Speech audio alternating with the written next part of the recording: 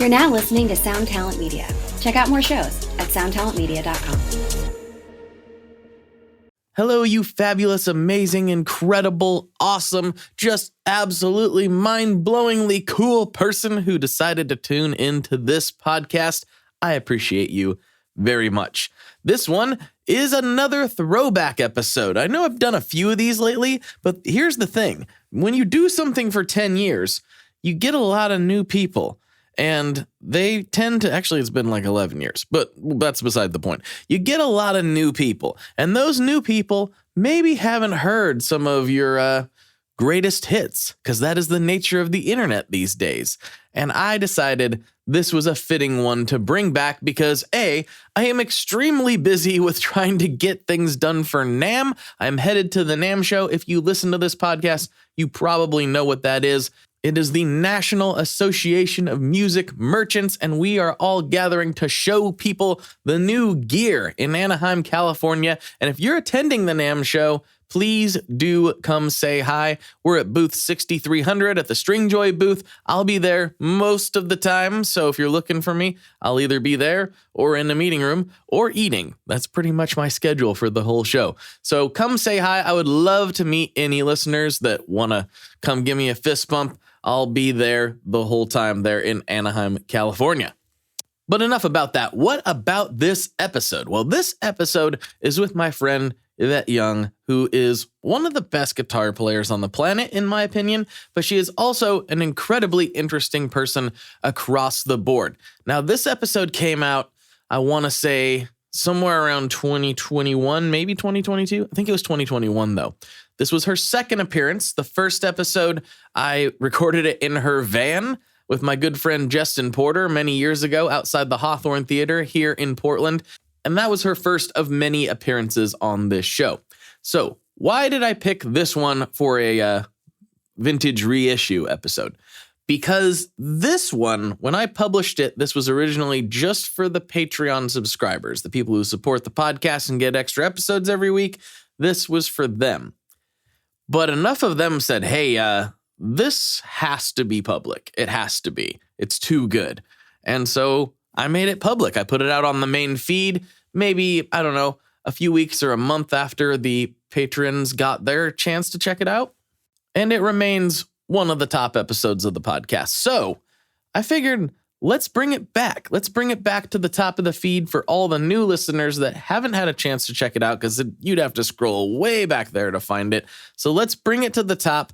And if you've already listened to it, I think it's worth a re-listen. This is a very interesting conversation. It has basically nothing to do with guitars from my memory and everything to do with her rather unique experiences when it comes to sleep paralysis. It's pretty wild. And for a little more context, this was part of like a marathon recording session. We recorded, I think, 3.5 hours or something like that. In fact, when we started recording, she said, let's make this the longest episode you've ever done. Now, it didn't quite crack that, but it's very close because we recorded 2 long sessions. Anyway, that was a really long intro, so let's get into this very special throwback episode of the Tone Mob podcast. Here we go. All right, welcome to what I call the cool kids table, because this is only for cool kids, as far as I'm concerned. Okay, I'm going to go ahead and see myself out then. No. No. You are one of the cool kids, I've decided. Oh, shoot. As the primary cool kid of this high school, I've decided that you're invited to the party. Oh, sick. Ha. I brought Mike's Hard Lemonade. Yeah! Yo, Sean, she brought the lemonade. Yeah, I was not actually a part of any of that, and I'm not all that upset about it either. Me either. I feel like I just feel like a big old poser. I never went to parties or anything. Yeah, I mean, I went and hung out with the guys once in a while, but it was never like, let's go to the kegger. And I was like, God. No, I don't really want to do that. I went to one college party because I went to art school. So as a freshman, I attended one college party, and they built a teepee out of like furniture in the house. And then there was this weird old Italian man in there. I don't know who invited him. He was like 50. Everyone else was like 20. It was just weird. and everyone else was like 18. Like it is like this 50-year-old Italian dude, and he had a bag of shrooms, and then he offered it to everyone, and then I didn't want any, and I was creeped out by him. And then he stood up, and then he knocked over the entire teepee, and then an urn fell and hit him on the head, and then he started bleeding, and then I just left. There's a lot to absorb. Yeah. There's a lot. So one question that came immediately to mind is, did the urn spill? I don't know. It just hit him in the head and he started bleeding. And then I was like, well, I'm out. Like, peace. Yes. I've seen what I need to see. Yeah, parties are scary. Like, I don't want, I'm going to play guitar. Yeah. Lock myself in my room away from the creepy Italian man. Yeah, he was so weird. I don't know why he was there. Get out of here, you mushroom slinging Chef Boyardee. Did he just come with the teepee? Like, it's like, all right, you can rent out teepees, but like, you know, that comes with this creepy Italian man. He's going to offer you shrooms. Like, what part of the country was this in? I'm just trying to in Los Angeles. Well, of course it is. Why wouldn't it be? Good old LA. You can always count on them for an unexplainable time. Yeah. That's for sure. Yeah, definitely. Not a dull moment. Yeah, I don't think I ever ran into any of those situations. There was a time at NAMM where we were watching a bunch of people in the parking lot, like doing ninja kicks at each other. It was really weird. We were standing up on the balcony and we were like, we were kind of egging them on, to be honest. We were like, woo, yeah, fight, woo. But we didn't really know why they were fighting. And they were literally like spinning. I mean, they were all visibly intoxicated. Oh, but they were like literally doing like ninja kicks at each other. And then like this one like older security guard came out of nowhere, and he was able to calm it all down. I mean, we're talking like there was like 10 people like fighting, and he was able to calm it all down. They were hugging. Whatever he told him, they were hugging by the end of it. That guy really did. I'm sorry, bro. I actually like love you so much, dude. Like, I'm so sorry for like kicking you in the nuts. Like that, I like did it as a prank, but like I totally like didn't mean it. Actually, like love you. I mean, they were going for the head. Okay. Like they were going for head kicks. It was really like pretty impressive, honestly. Yeah. But you know what that situation needed was it needed Stephen Fry just narrating. Yes, it did. It did. It didn't need me yelling from the balcony going, yeah, get him, get him. It didn't need that, but that's what it got. Nature. I was the seagull in that case, like just making things worse. Oh, I was gonna say you flew down and swallowed them whole, like. Well, I mean, not literally, but figuratively. Yes, I figuratively swallowed them whole. What does that even mean? I wish I could tell you. I figuratively slid down my throat. Yeah, into my belly, where they were slowly digested. Metaphorically digested. Yeah. Yeah, I don't know what that means. I don't know if I like it anymore. Maybe I'm going to back that up. No, I love it. It sounds slightly creepy. I'm a little bit disturbed. Anyway, you know what we haven't talked about? I was meant to talk about this on the main episode, but we have a mutual friend that I'm not sure if you know is a mutual friend. Mr. Dewey from the Peer Pleasure podcast. I love Dewey. He's incredible. Dewey's amazing. I love Dewey. He's not going to hear this, but maybe he will at some point. Dewey's awesome. He's been on the show, and we were talking about you actually, because that's how he found my podcast. Was the time that you came on. He was like, "Oh, this is really fun," and then we ran into each other backstage. We had already been like talking online a little bit, but not like a ton. And we ran into each other backstage at a Thrice show. And we like kind of looked at each other for a minute. And I was like, you look familiar. And he's looking at me like, you look familiar. We had to do this. Where do I know you from? And then we started talking and we figured it out. But it was all because of you that we got to know each other. So that's incredible. Thanks. Dude's one of the best humans I've met, and I always love our conversations, and it makes me so happy to see my friends getting along and like hanging out. Yeah, we need to do like a whole like crossover like when touring's a thing again. We need to do like a whole meetup crossover episode thing.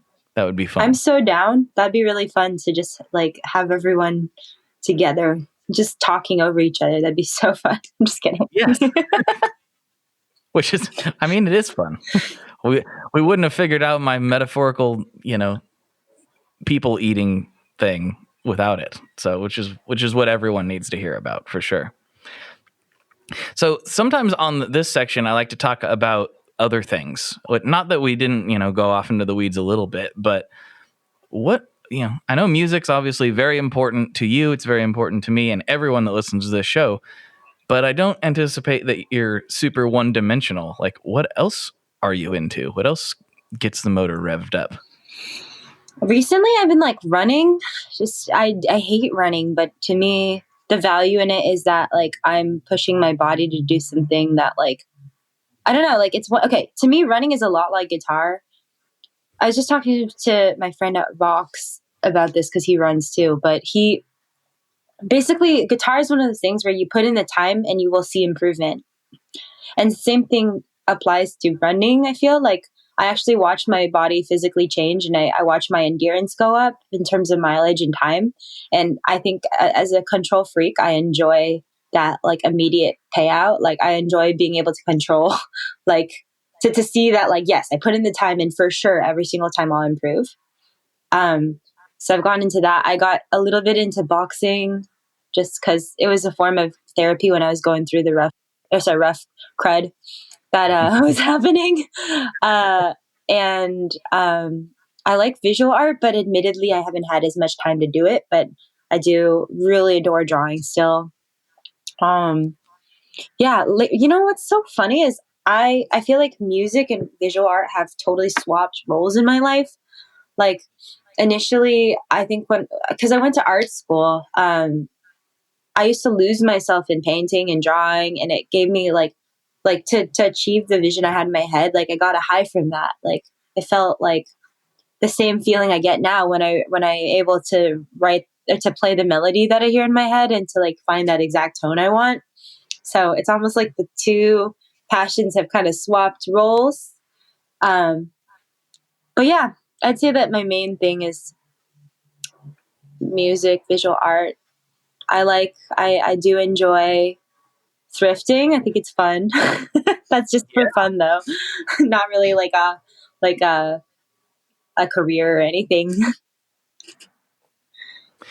Yeah, the physical stuff is always interesting because I don't feel like that is I don't know what it is about musicians and the music world in particular, but it feels like that's not really a thing that gets talked about all that often, is physical challenges, specifically with like fitness type things, when there's actually so many parallels between the two. And I'm not much of a runner. I will do it just because, I should, but I do like lifting. Ooh. And I've always gotten a lot of mental release from that. That's my like playing guitar and lifting are like the things that blow the cobwebs out of my brain. And it's kind of weird because I feel like in some circles, like fitness is seen as like maybe like a vanity thing more so than just like a physical pursuit. And I can understand that to a degree because, we know the gym bro, but like, it's also, I think musicians would get a lot of benefit from it. And I don't think it's talked about that often. I don't really know why there's this kind of, maybe it's just my perception, but it seems like there's stigma. It's like goths versus jocks. Like, I feel like if you're a musician, you're like not allowed to like sports for some reason. I don't know. Like, I think it's so important to be balanced because I spend a lot of time sitting with my guitar. Physically, my back is hunched over. And to me, running actually alleviates a lot of like my back problems, loosens up my joints. I don't love it. Like, I'm not going to sit here and lie to everyone and be like, oh my God, like I like live and breathe running. Like, I actually hate it. And it's still a challenge to like get myself to wake up and go do it. But to me, it's almost like a form of discipline that I need in my life. Like, I need to force myself to do things that I don't want because that's how you grow. And I also feel like the vanity thing, like, yeah, okay, but what's wrong with like wanting to look good? Right. Right. Like, there's nothing. I think there's only an issue where it's like your entire page is just gym selfies. Like, that'd be a little weird. But I don't know. I think people should want to aspire to health. Yeah, I mean, it's certainly been a big benefit for me personally. Like, and I don't know. I feel like, especially with like a touring musician, like if you did like even like a not a great like not like training for Iron Man or something, but if you just did some training like leading up to a tour, I feel like it would make the tour easier. I've never toured, like, but I just like look at people riding around in vans and like not being able to move really, except when you're like on stage. And I wonder if like just being stronger all around would just make that whole endeavor just easier in general. I think so. I know my bass player, he says that he needs to like exercise his arms and his back because he has to do a lot of lifting. Mm-hmm. For me, it's just like endurance is nice on stage. I'm like moving around and playing a lot. I do notice that with age, my ability to stay up all night is dwindling. So Yes. I don't think that's something you can really exercise though. I think that's just aging. Yeah. I mean, I still am a bit of a night owl, but staying up late, reading comic books by yourself and staying up late because you're driving across country are two very different things. They're not the same at all. Yeah. It's like I'm sitting in my couch with my tea. Like it's the most old man thing versus like something that's really pretty grueling when you do it day in, day out, night after night after night. Yeah. It's like not very glamorous. I remember in college, I did a stint where I stayed up for 5 days straight. That was insane. I can't believe I did that. I can't believe I could do that. I can't even do 1 day now. That's like Russian sleep experiment stuff. Yeah. You don't want to be doing that. Let me tell you, it made me very aggro and hostile, which I am usually not. I'm pretty like chill and non-confrontational, but I like wanted to fight everyone at the end of this 5 days. And then I also ate so much junk food just to keep my energy and sugar levels up. And I also started hallucinating colors, like dots everywhere. So why were you doing this? Because I was an idiot and I didn't go to class all year. So I think in college, just to be transparent, I was pretty depressed and I had trouble waking up to attend my classes. So what I would do, but I didn't want to fail because it just wasn't an option. So what I did instead was I didn't attend class all year. And then I would just find out what textbooks. I'm not advocating this. Kids, if you're in college, go to your classes. You'll save yourself the suffering. But what I did was I sometimes didn't even buy textbooks. I would just look them up online and then I just like find out what the lectures were because sometimes they're available online and I would just cram for the final. Because a lot of my classes, they were like, all right, you don't have to attend, but like your entire grade is your midterm and your final. So I would just cram the night before, memorize the entire year of curriculum in one night and just take the test and pass. What? It's bad. I don't even think I could process that kind of information. I don't think I would retain any of it for even long enough to take the test. Yeah, I don't know how I did it. I really don't know how I did it. Maybe I just have like a large storage capacity in my brain. But let me tell you this, you don't actually learn it. You forget it immediately. Right. Yeah. It's like water weight. Like you just lose it immediately. I think that might be important to, like, I have a lot of thoughts because I didn't go to college. Well, I did, but not in the way that most people do and not for the same things. But I have always had this very skewed perception of the education system in general, where like I'll hear things like that and I'm just be like, but why? Like why were you there in the first place? It's kind of like my thought. And I'm not blaming you or like critiquing you. I'm like, I've always been genuinely confused by most people's college attendance. Like not like just almost everyone I know. There's some people that take it and do things with it, obviously, but I know a lot of people who have similar stories to yourself, and I'm just like, well, why did you do that then? Like, you could have been doing something else. I don't know. I feel like our society has falsely pushed this narrative that you need to attend these things, and most people don't, I think. What I learned from college was having discipline, like being able to like self manage your schedule and not like just to be able to create structure for yourself to get something done. Because for a lot of the projects I had to do, like let's say to finish a sculpture or to finish like a painting series, I'd have to have like a really strict disciplined studio practice. So I feel like that's what I really took away from college, and also the ability to defend myself and to defend my creative decisions. Because in art school, a lot of what you're going to do is you're going to get critiqued, and you have to like justify why you did something and be able to explain your decision making. I think sometimes it's okay to just be like, I don't know, like my decision making was arbitrary. You don't have to have an explanation for everything. But certainly, like, that's what I took away from the most. Also, I feel like art school, like a lot of like a lot of industries and scenes, I feel like it was kind of a cool kids club a little bit. Okay. But kind of just learned how to navigate that. And I think I really learned how to just not care about what other people think and just do my own thing. Ooh, I like that. Well, that's definitely a benefit. Yeah. If anybody can ever get that in whatever way they need to get it, I think it's beneficial to a degree. Like obviously there's people who quote unquote don't care, and they're jerks because they have no empathy, but that's not what we're talking about.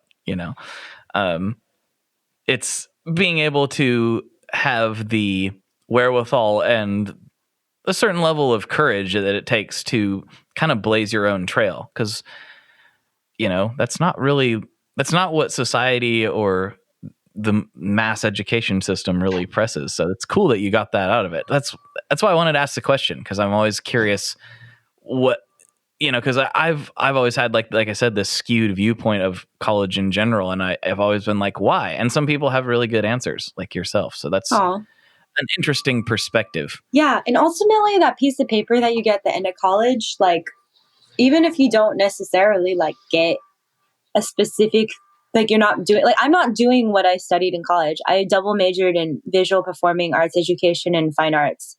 I thought I was going to be an art teacher, and I was for a little bit. I thought I was going to be showing in a gallery, which I never got to do. But now here I am just playing guitar, just rock star burnout. What up? I'm just kidding. You look so burnt out. Oh, you look yeah, totally just haggard and just at my wit's end, just a husk of a person. Yeah, totally. Everyone thinks when they see you. Totally. Yeah. This behind the smile lies pain. I'm just kidding. No, but like I think that piece of paper is so important because it does earn you like upwards mobility. Like when I was applying for jobs, having a college degree did help, but it's not everything. I think especially it's almost like being on a label or something. It gives you legitimacy, right? And it makes you look like you have like authority, but it also isn't everything. Like having a label doesn't mean you're, not having a label doesn't mean you're not going to get the same touring opportunities. Yeah, I mean that's been a big thing. So I have this this chat going where people can text this number, and I know that like other people have used this as like just like a marketing thing or whatever, but like I use that as like a real like conversation between like listeners of the show and me. Like yeah, I send out like broadcast things that to the whole like list, but then I'm in there like talking back and forth with all the people who reply. So it's a lot of fun. But one of the big things we've been focused on, especially based on some of the conversations I've had with some recent guests, is like exactly what you're talking about. Is like, are labels necessary? Do we need labels anymore? And like, what purpose do they really serve in this digital age? And, there can be different scenarios where they're helpful, but I think for most independent artists, like most people are coming back to me with like a no. What's your viewpoint on it? Sorry, what can you phrase like the exact question again? Well, I guess I made it the longest winded Oh version I no, it's possibly. okay. So like basically, do you really see the benefit for like an independent artist like signing like a 360 deal or something with a label these days? Because I don't really, but you know, I'm always interested to hear others' perspectives. So my advice is like, honestly, utilize, like, a lot of people are curmudgeons about social media and stuff. And yeah, I get it. You know what? If I didn't do music, I would not have a social media, because to me it's just noise. Like, it's a distraction. And I think I don't necessarily feel this, but I do feel like it creates a lot of like unhealthy expectations for people. Because a lot of people do compare themselves to others. And I think it's important to develop your own practice and not really compare yourself to others, but rather your past self.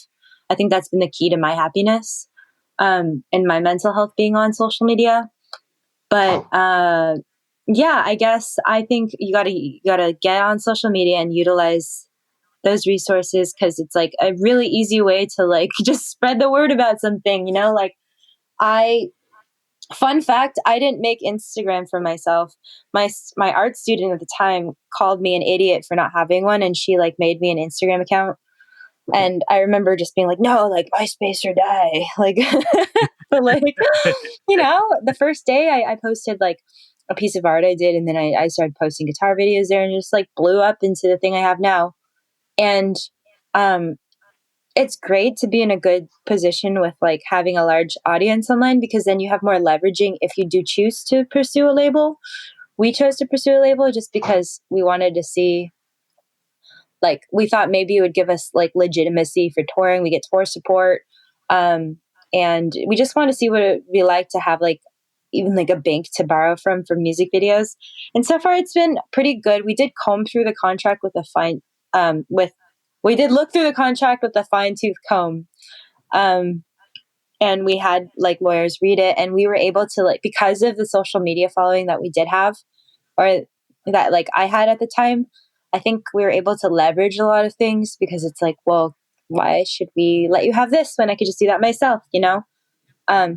So I think the more you utilize resources and have like a massive following yourself, like it's easier to find a way to not get screwed over in contracts. Like, okay, fun fact also, we've never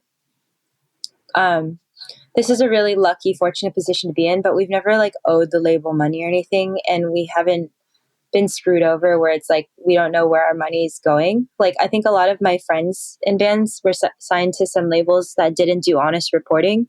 So they, at the end of 2 years, they get a check for $2,000 split amongst 5 members for like a record. They're like, where did all the money go? Like, how come we sold so many copies of it? How come we're only getting $2,000? And there was no like record of that or anything. So I think also like asking for transparency is important. And yeah, we've never borrowed money or anything. We've always had the money to do our own music videos, just because we're like really, we try to be smart about how we spend stuff. So that's helped a lot too, because the label's like, all right, like I can just give them this money and it'll come back. Right. I think that is really important. Now, admittedly, like I've gone on some rants, as much as I talked about not trying to rant in the past about like, where I'm like, I look at it through this kind of weird lens, right? And I know it's not exactly the same thing. Like creating music and creating a podcast they're not the same kind of process, right? So obviously I think music is more important myself, but that's just my opinion. But as far as like getting people to pay attention and getting people to dedicate time to it, it's in this kind of digital world that we're living in, it's the same thing in my viewpoint as far as like the actual consumption of the medium is concerned. In fact, with Spotify pushing more and more and more, they're even on the same platforms now, oftentimes. So my thought process on this has been like, well, you know, I am very, very, very, very far from the most successful podcast in the world, but I have been able to make it, you know, largely what I do for a living. And, you know, most shows can't say that. And most just in the same way that most bands and artists can't say that.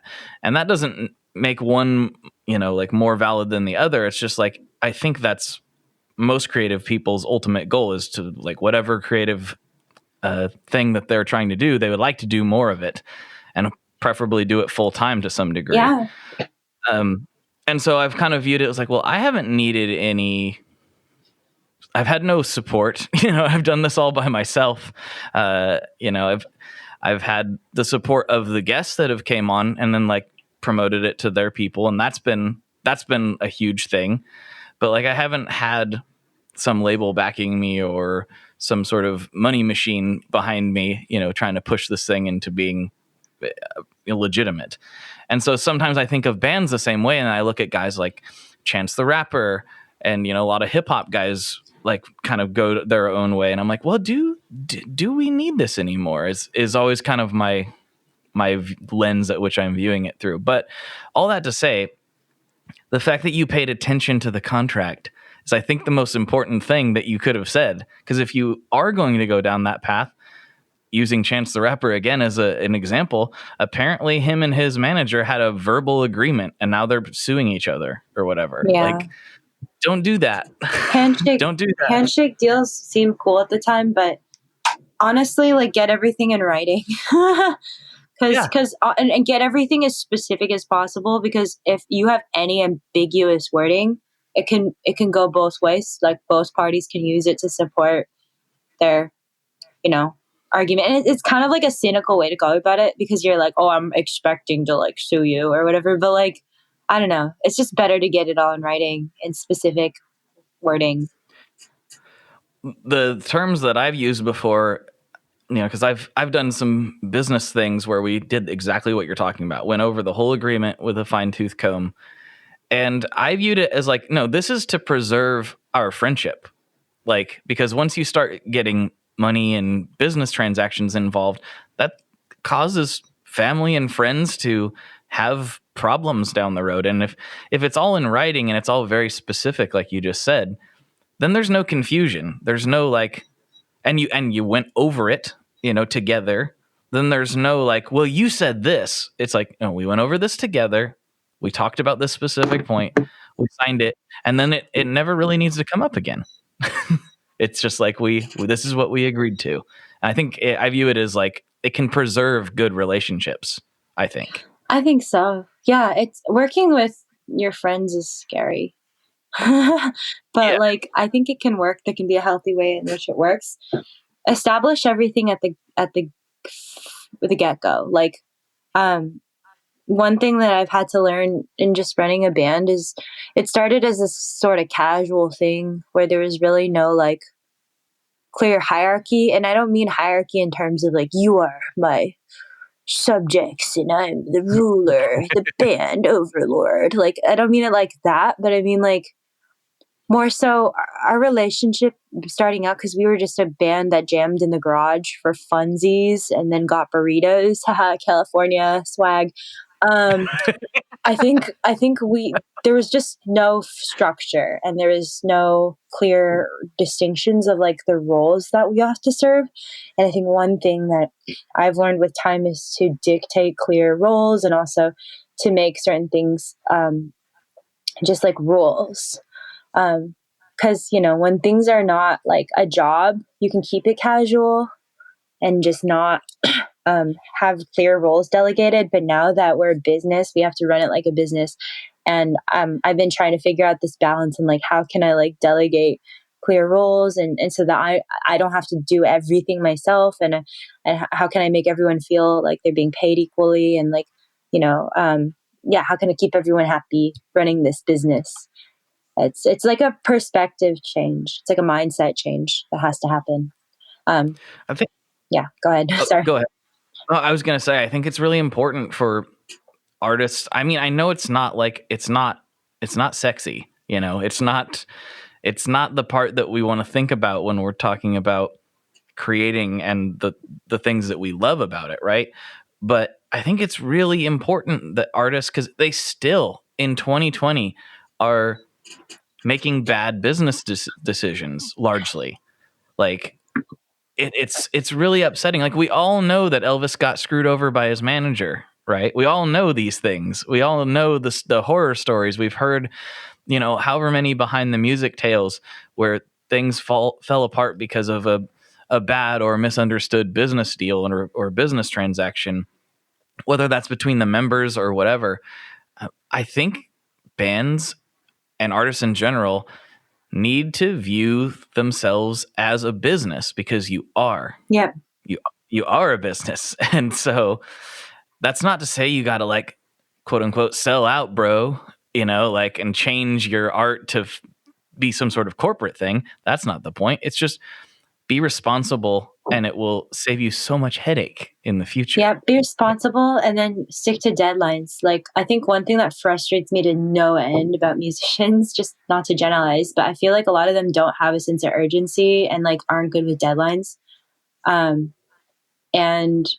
I think, yeah, that's the one thing in a band that's like really important, is meeting these deadlines. Cause it's like, it's not just you meeting the deadline. It's like so many things are dependent on you meeting the deadline. And if you push this one thing, then other things have to get pushed too. And everyone on your team's planned for everything to be released this day, but now they have to, like, it's just a chain reaction that gets set off. That's annoying. Yeah. Yeah. And it can have like a bigger impact than what it might seem.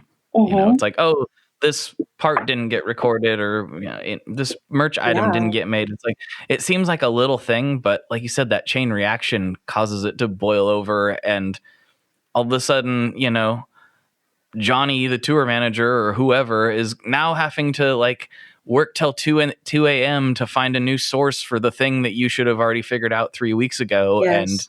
And that's, yeah, that I think I hate to generalize, but I think everybody knows where we're going with this. I think musicians sometimes don't understand that sense of responsibility. Yeah. And it's also like, I don't know, not everyone, but I feel like there's this attitude of just being really, really self-focused. Honestly, like, the album wouldn't have gotten done. Like, Technicolor wouldn't have been finished if I hadn't just buckled down through, even though I didn't want to write, I delivered it stapled, double spaced, Times New Roman font, like on the desk. I delivered it on time because I knew that, like, it wasn't just me. Other people depended on me finishing it by a certain time. Everyone's job would be affected if I didn't deliver. So it was a lot of pressure, but honestly, it was what, like, not thinking about something beyond myself was what helped me finish it. Yeah. And I think that maybe like what you were talking about with your college experience, it had to have helped with that. And then me, like, I got the same thing from the jobs I had. It was like, yeah, this tractor needs, all the hydraulics replaced in it by Thursday. And if you don't, the customer's going to be mad, and he's not going to, blah, blah, blah. Like, it's kind of the same thing. Mm-hmm. It's not exactly the same thing, but it's like, I'm like, man, replacing all the hydraulics, and that's going to be a big job, but I guess I got to get it done. If I don't, then I guess I get to find a new job. It's kind of how it works in the real world. Yeah. I guess. Yeah, no, exactly. I think like going to college and having like a job really helped me learn, like, solidify these skills. I don't know. Deadlines are not suggestions to me. They're actually deadlines. And there's a few cases where you can like make a case like, all right, can we like extend it? But it has to be communicated prior.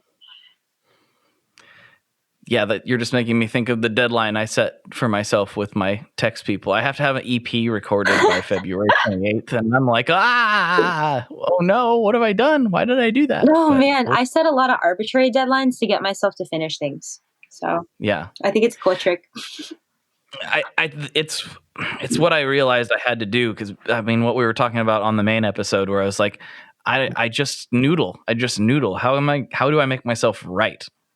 And that, I think, is the only way that's going to happen. So we'll see what happens on February 28th. Yo, I don't know. You know how you say you noodle? I actually have this system where I have like a 10 riff capacity rule, where I have like this whiteboard on my room, and I have all the riffs I've ever written listed on it. But as soon as I reach like 10 or 15, I kind of like, I don't let myself write any new riffs. I have to turn them into songs. Do you have to turn them into songs, or decide that one we're not going to work on anymore? Yeah, like I choose ones that have potential, or ones that actually can be put together somehow. And then I have like my song structures on Post-it notes, and I kind of just rearrange. I have like I called every riff something, like bouncy riff, dancy riff, like like fuzz, doom riff, or whatever. And then like I arrange them into like what I think could be songs, and then like I put one pile where things could be songs, and one pile where it's just like I'm gonna throw these away. And then I just from that point forward, I just wake up every day and I force myself to expand on an idea and turn it into a full song. That might work. I've never really considered it. It's like an organized system so that you can see what you have in front of you visually. Yeah. I don't have a system. That's probably part of the problem.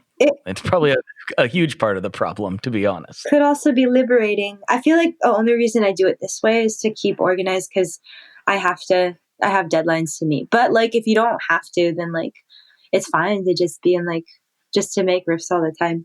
But like, if you wanted to meet your February album deadline, like it would be a fun way to challenge yourself to like, I got to finish these riffs. No new riffs. Yeah, I need to try something. All I know is like, to me, and this isn't necessarily 100% true, especially depending on the length of the songs. But for me, an EP is at least 4 songs. I think 3, I will not have cut it unless it's like that third song is like 12 minutes long. Then I'll be okay with it. But like, I'm like, I need to have at least 4 songs. And now I'm like, I was trying to decide, like, how do I want to do it? Do I want to do it like this stripped down kind of cowboy thing? Because I really I really love like Townes Van Zandt and Lucero and things like that. But then I was like, but that's not really what I play all the time. I usually play like really shoegazy, like weird droney stuff. And then I'm like, do I want to put vocals in? What do I want to do? I don't know. And so I'm like, I'm in this weird drift. And I kind of came to the conclusion of like what I told all the text people is just like, no genre, no constraints like that. Just whenever I think the song needs to be, that's what it's going to be. And I'm not going to like pay attention to whether it fits as a whole, like to an album, which is, you know, what a producer would be for, but I don't have one. So we're just going to kind of vomit it out there and see what happens. But I really did. I put the deadline on it because I knew I wouldn't do it otherwise. I would just keep spacing out and go into the stars, man. Go far and beyond. But yeah, fun stuff. I'm excited to hear what you've been working on. Yeah, we'll see. I was really happy here, but oh yeah. I see what you're saying. Oh, I know something I wanted to ask you about. I should have asked you on the main episode. So obviously you can sing beautifully. Oh, thanks. And I mean, I didn't know that because I hadn't heard any music with your vocals prior to like some of the newer stuff. Was that a big shift for you mentally to go from like, okay, I know I'm known as a guitarist, but I can, and people know that you can play piano too. Obviously, it was your first instrument. Was it weird going to like, okay, I am going full like front woman vocals, everything? Like, was that a weird shift mentally for you? So I had vocals in like all my old acoustic stuff. And I had been writing stuff with vocals, but I just never thought to do it in Covet. Because one thing I hated was how I feel like I didn't like how, well, it's not that I didn't like it. I just was embarrassed whenever the focus was like female fronted rock band, you know, like right, I just didn't want that to be our label. And I didn't enjoy being like the center of attention. Because to me, it was about like, okay, like close your eyes for a minute. What do you hear? You hear like 3 musicians cohesively playing together. It's not like me on guitar and someone kind of putting bass line on it and like drums 4/4 rock beat. Like, no, I think that like everyone shines. So I guess the reason why I was stayed away from singing is because I wanted to keep it strictly instrumental. I wanted to keep it so that if you close your eyes and didn't know what we looked like, you couldn't tell that like there was a girl in the band, so that wouldn't even be part of the discussion. To me, it was just about the music. And I decided one day that I was going to sing because, quite frankly, the music needed it. Like when I wrote Parachute, when I wrote Farewell, I immediately like heard the vocal melody. I was like, oh shoot, I guess I gotta sing. Right. I can't rule that out. And then I was just like, you know what? I don't care. You can call us whatever. I don't care. I just want to make good songs. Like you can call us math rock. You can call us female fronted. You can call us whatever. I just want to make music that I think that sounds complete. Yeah, it's such a weird thing, especially in the rock world, and it's getting better. But like, I don't know.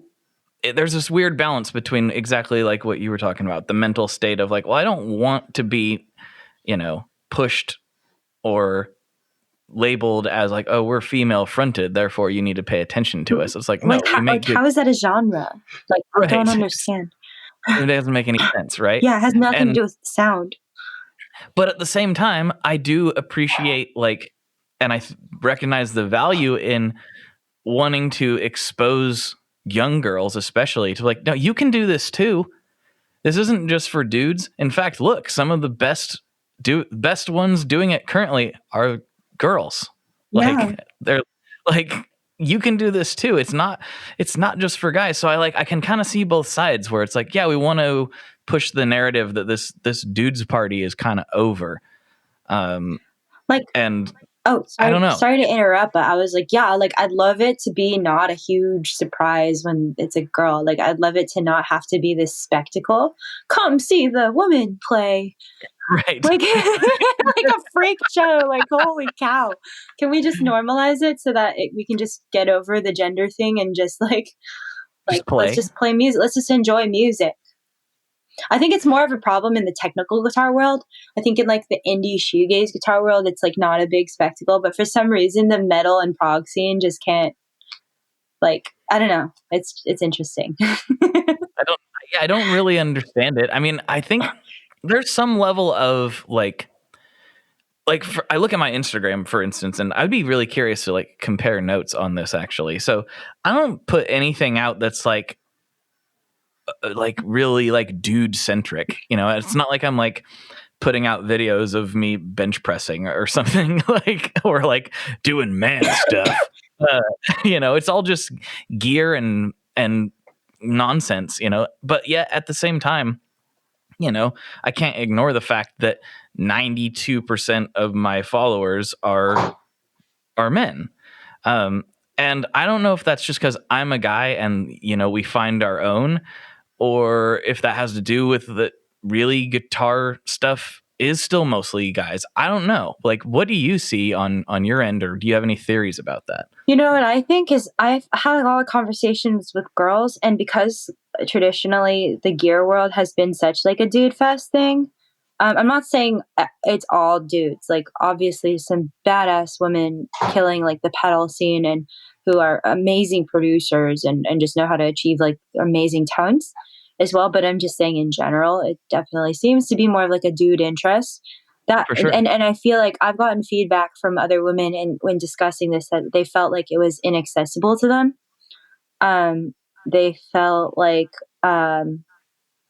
it was just something that was intangible, and they felt intimidated, like stepping in and like figuring out like what these little gizmos and gadgets do. And I think that's changing for sure. And it's changing because of representation. I think more important than talking about stuff, I think just having more women out there doing it and like actively, making a career out of it and just being in the spotlight, like that's encouraging a lot of other girls to feel like it is possible for them. So I have a feeling your numbers will change with time. It's still definitely predominantly male, but definitely like, I don't know, even at our shows, I'm so excited because it's like a lot of the tours I play that are largely like prog and metal, the audience is mostly men, but I feel like at our shows, there's a lot of girls and it's like 50-50 sometimes. I'm stoked. Yeah, it was always kind of weird to me because like I grew up going to like punk shows and stuff, and it was always like, I would say maybe it's like 60% dudes, right? Maybe a little bit more, but it was always like there's plenty of women here. And then like, yeah, going to some of the more proggy metal shows, I'm like, that's not the case. Where did they go? Where are they all at? Yeah. But it's nice to see that those things are changing, because I really do think that this stuff is for everybody. Mm-hmm. There's nothing. It's weird. It's weird that the rock world has been what it's been for so long, and that there's nothing inherently masculine about playing a guitar. You know what I mean? It doesn't make any sense at all. No, sound doesn't have a gender. Like, I don't understand, like, what people... I remember someone once said that, like, thank you for, like, providing, like, a feminine touch to, like, rock. And I'm just like, I think guys can write the things I write too. Like, it doesn't sound like male or female or whatever.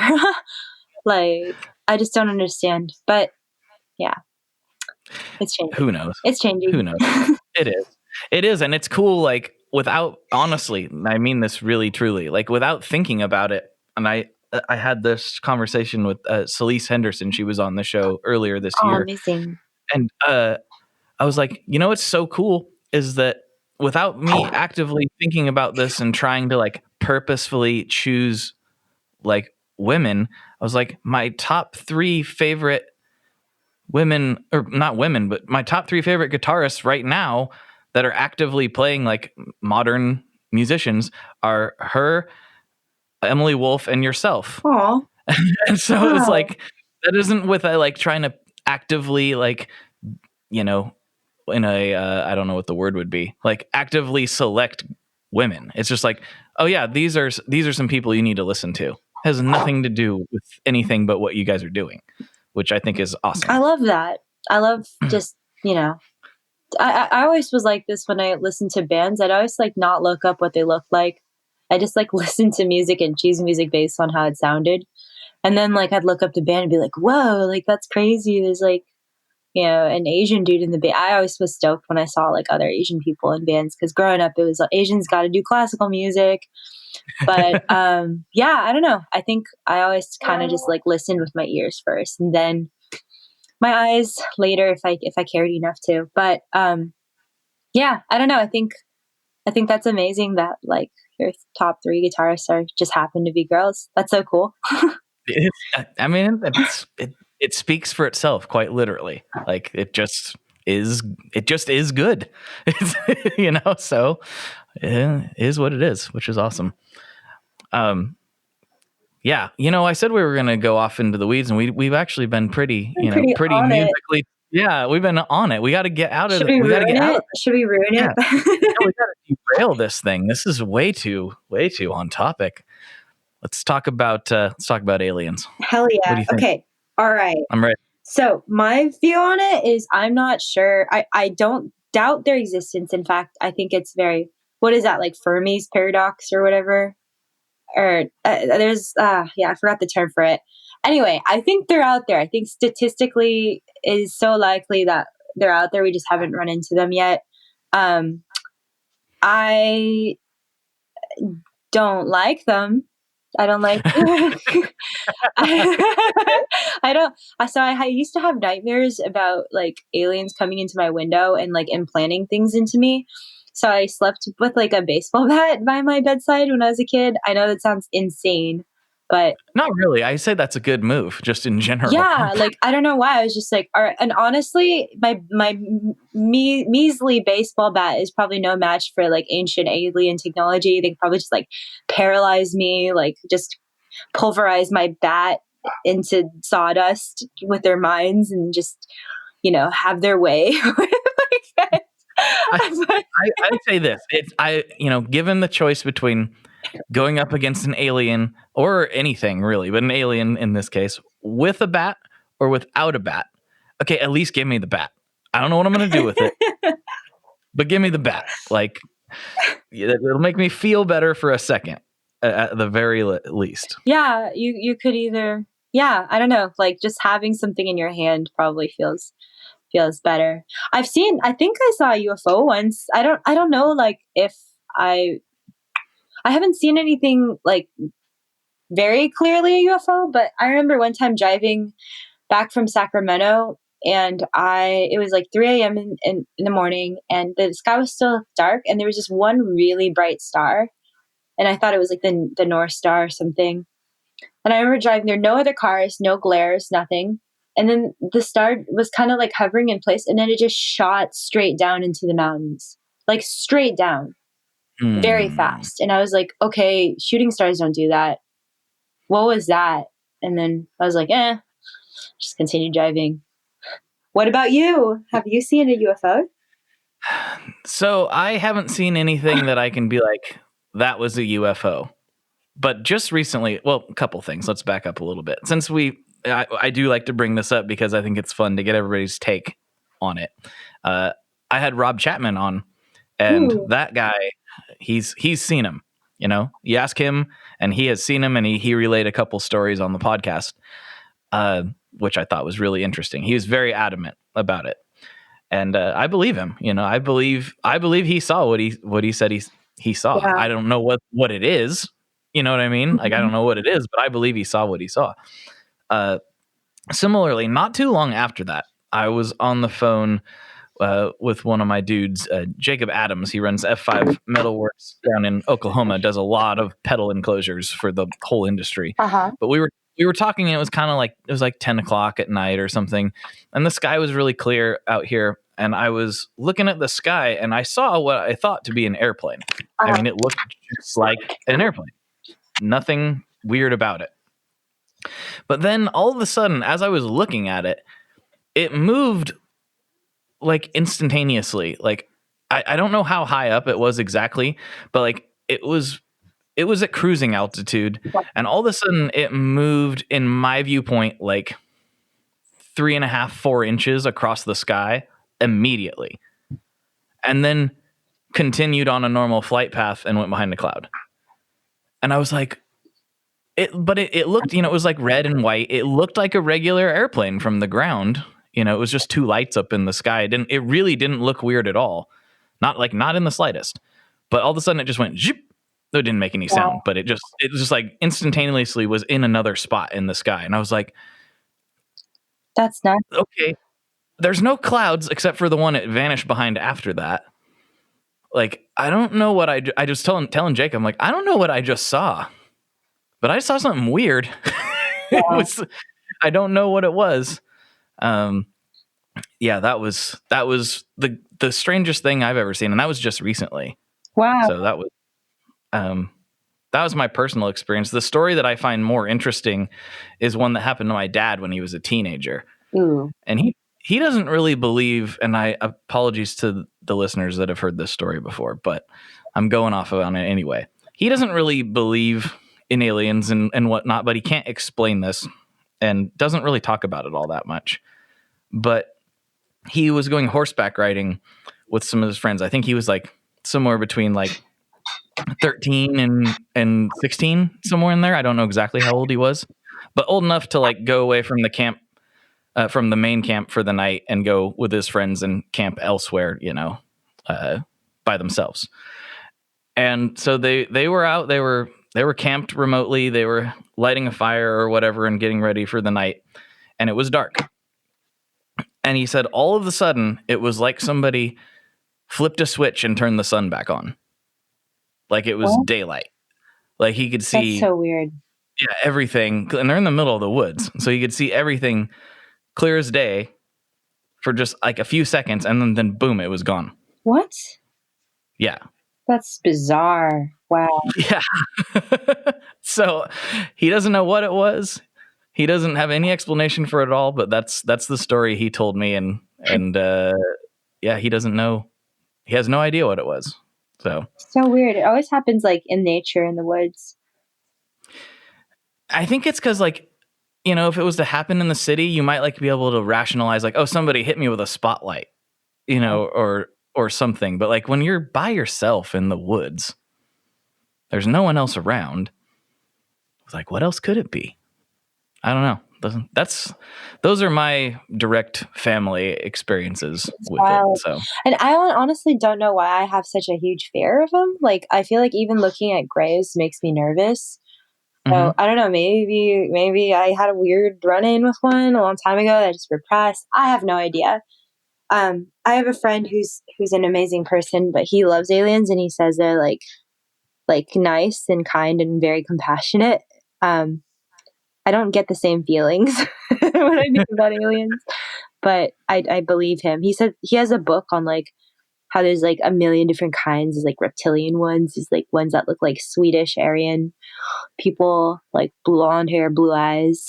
Yeah, I don't know. It's wild. Where's he getting his information from? Geocities.com/alien. I'm just kidding. No. I think he has like a bunch of books on them, like a bunch of people who specialize in alien encounters and whatnot. What is pretty uncanny is like the how people draw the same things across the board. Yes, that is strange. Yeah. That's what makes me feel like it is legitimate, because people will not talk to each other and just have the same description.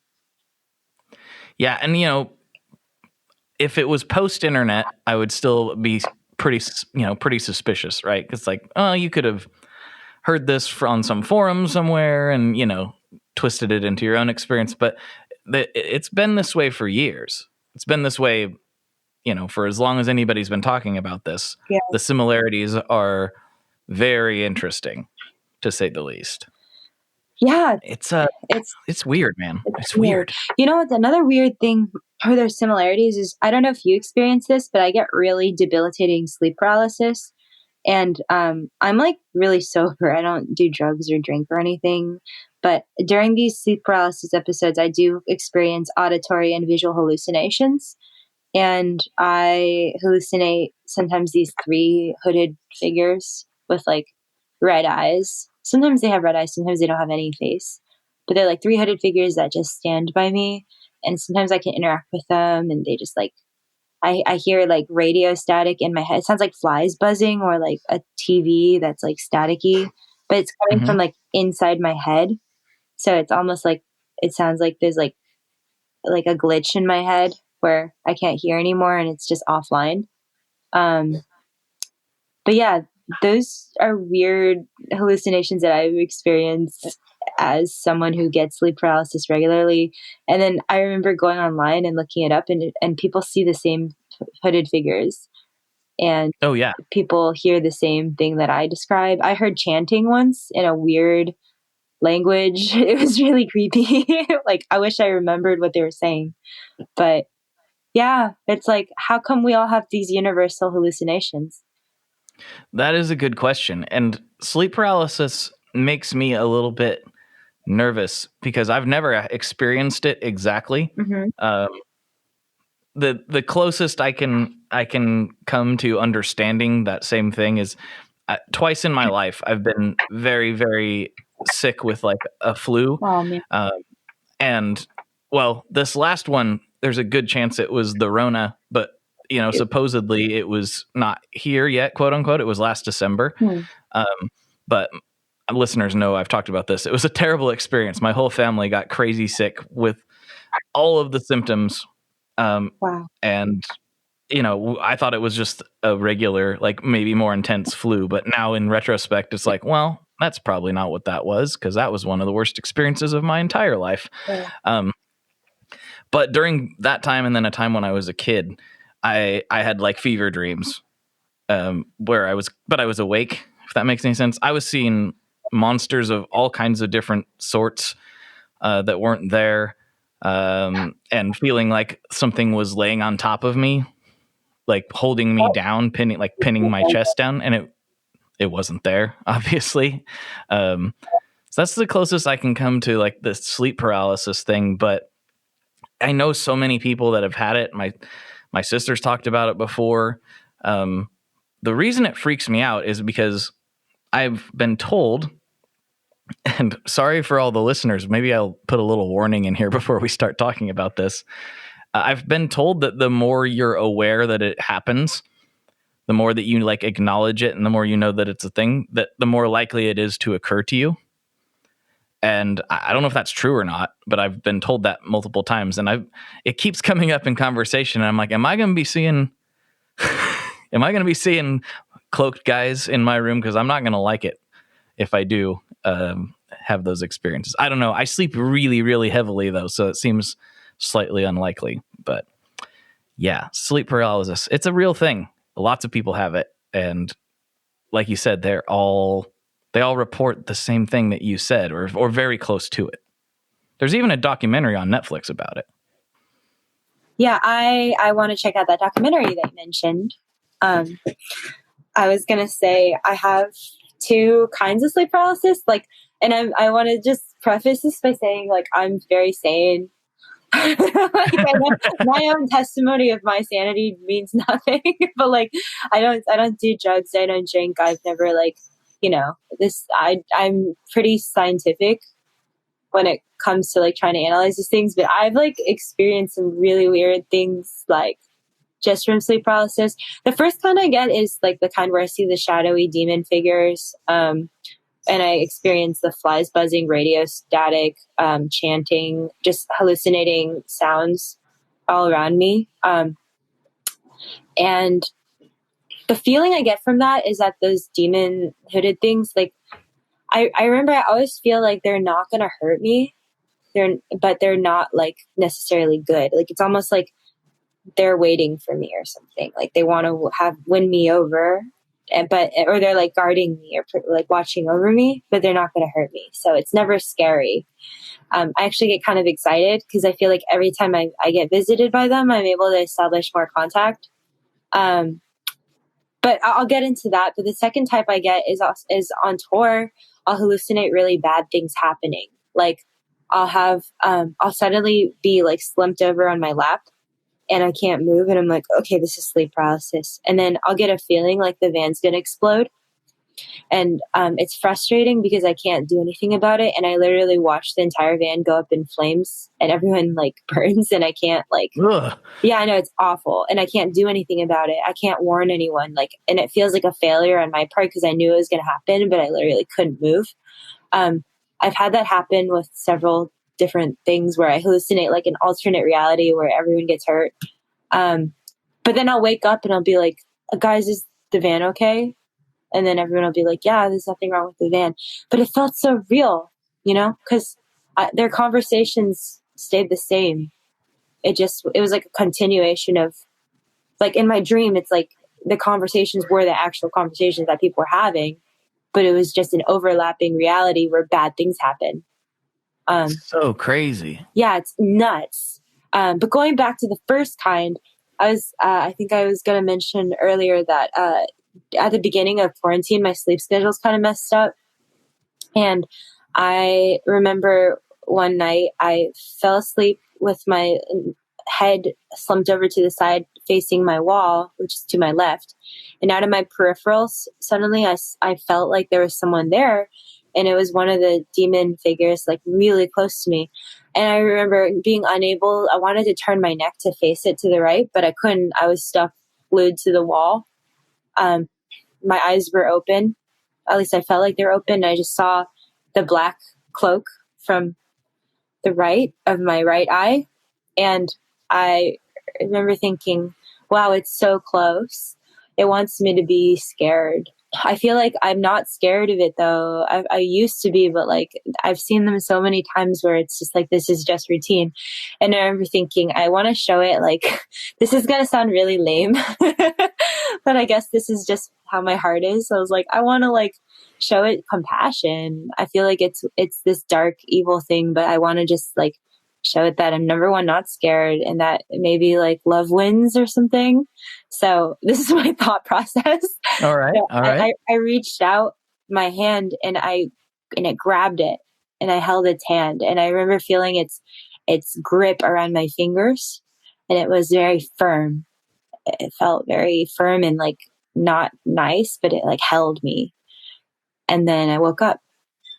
So did you wake up like with a hand out, or like physically like in the position, or were you kind of shot back like to normal sleeping position? Or I don't know. Well, the thing about waking up when you have sleep paralysis is it takes a tremendous amount of, it feels like willpower. Like it feels like every iota of energy in your body has to be devoted to snapping yourself out of the paralysis. Like, have you seen Kill Bill where she has to like wiggle her toe to like move? It's like that. Like sometimes I have to throw myself off the bed to wake up. And sometimes it's incredibly frustrating because I get to a point where I get it like 20 times in a row where I wake up and then I fall asleep again. The worst thing to do when you have sleep paralysis is to wake up and then let yourself sleep again, because you'll just end up back in the cycle. So it's like a constant struggle of trying to wake up and not have sleep paralysis. And I remember this time I held its hand and I was like, I want to wake up. And so then like, I like threw myself to my side and then I woke up. So my hand had already moved, but I was on my side. Gotcha. See, like I hear these things all the time. Like this is not the first time. I will say, I think this is the first time that I've heard of anybody like actually like reaching out and trying to make, maybe not trying, but actually successfully making contact with whatever the thing is. But I've heard this so many times, and I said this, in my big long ramble here a little bit ago, but I mean, there's a podcast I listen to called the 3 a.m. podcast, and some of those guys experience it. And they say the same thing where you're like, it takes all of your energy. Like when you finally wake up, you're like exhausted and all you want to do is go back to sleep. Yeah. And I'm like, everyone's telling the same story. What's crazy is it feels like sometimes you're screaming. You're like, help me, somebody help me. I'm like, and then you won't have made a single peep, but it feels like you're straining your vocals. Like to me, it feels like I'm going like, and I'm like, someone around me notice me so you can push me or like help me. But when you wake up, you're like, did you guys hear me? Everyone's like, what are you talking about? You weren't making any noise. Weird. Yeah. Wow. Tricky. And it's the fact that, I mean, I know we started with the whole alien thing and then like everyone says the same thing, but the fact that this is a weird thing, right? Mm-hmm. Like, this is a strange occurrence for a human being to experience, and for there to be this crazy level of consistency. Yeah, all the accounts are similar. And have you ever analyzed all your friends who get it? What sort of personality type they have, and like what they're like the qualities that they have as people? Well, the only one that I know, like on a deep level, and she doesn't get it all the time, but she has experienced it before, would be my sister. Mm-hmm. Is she kind of like a sensitive, empathetic person? Yes, very much so. Yeah. So I have wondered what you're just saying. It's like, if that has like just simply being more sensitive to things, I wonder if that has anything to do with it. I'll be actually really interested to talk to my guy, Mr. Wampler, because he described himself as a very sensitive person. We've never talked about this in particular, but I wonder if he's like just felt weird talking about it. Yeah, maybe. I think some people feel crazy, but I'm like, you know what? I experienced it. It's my reality. I own it. Like, if you think I'm nuts, whatever. This is what I went through. But yeah, I talked to a lot of my friends, and a lot of them are just really sensitive, empathetic, mostly female. People who get really crazy hallucinations and stuff. And it's usually people who are in kind of like a depressed state of mind, or like kind of like, I feel like I've gotten it the worst when I was depressed. And when my sleep schedule was very erratic. Okay. So that's when I'm more susceptible to it, which makes sense because on tour, my sleep schedule is garbage. And that's probably why I get it so much on tour. Yeah, it makes me like trying to think about like me. And it's like, I think I said earlier, I sleep so heavy, like I'm dead. Like, like my kids will be waking up and my wife's like, I had to get up 5 times. How come you didn't? Like, I'm like, I didn't, I was asleep. I didn't know. I literally didn't know.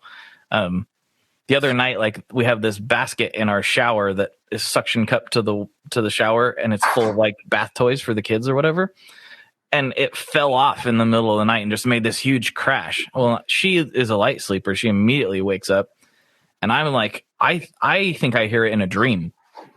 I'm like, but it's loud. It was really loud. And she like wakes me up fully, and she's like, did you hear that? I'm like, oh, that was real. I thought I dreamt that.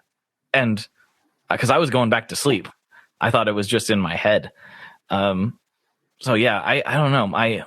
I either sleep super heavy like that, which is most nights, or I can't sleep. There's not really an in between for me, and I think more people have that like in between state, and I think that's where these things tend to happen. Is the in between state? Yeah, I also read that it was like they were trying to study it, and it's like kind of related to narcolepsy, where it's like kind of like the same chemicals involved. I don't know. It's so mysterious. That's why I look forward to having it, because I'm like, I want to understand what's going on. Like, am I looking at like an alternate dimension? Is it like Stranger Things, where it's like overlapping this reality? There's like another reality. It is interesting that they make me feel like they're dark and they're just waiting for me, or like watching over me. I don't know. It's strange. Yeah, I mean, that's what is so interesting about, you know, quote unquote hallucinations in general. Well, that's not something I've really experienced, but in talking to people, like especially like in reference to like psychedelics and whatnot, it's like when they experience these things, they're experiencing them. So while they're not quote unquote real, in that like somebody who's not there in your headspace can't experience them, does that make it not real? I don't know that makes it not real. I think your reality is yours. Like what you experience, like we could all be seeing different things for all we know. Right. So, like, you know, like color perception. Who knows? Maybe someone's green is another person's orange. Like maybe we're all messed up. So I think whatever you experience is your reality. Yeah. And that gets down to like a really deep, like weird level of thinking where like we all generally perceive the same things to be reality. We might perceive them to be like a little bit different, but we all perceive like a car to be a car. But I think about this, like this guy, I was working in downtown Portland years and years ago, doing like concrete repair and stuff. And this guy kept coming up to me, and he was obviously, you know, in my eyes, a bit unstable to say the least. And he kept telling me, I wasn't talking to him, but he would come up to me like I had been talking to him. And he was like, "You don't know who you're talking to. I'm the president of the United States."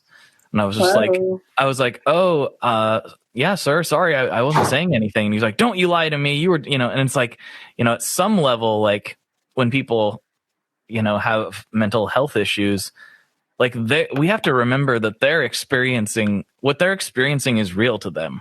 Yeah. And that's hard for us to understand. It's hard for me to understand.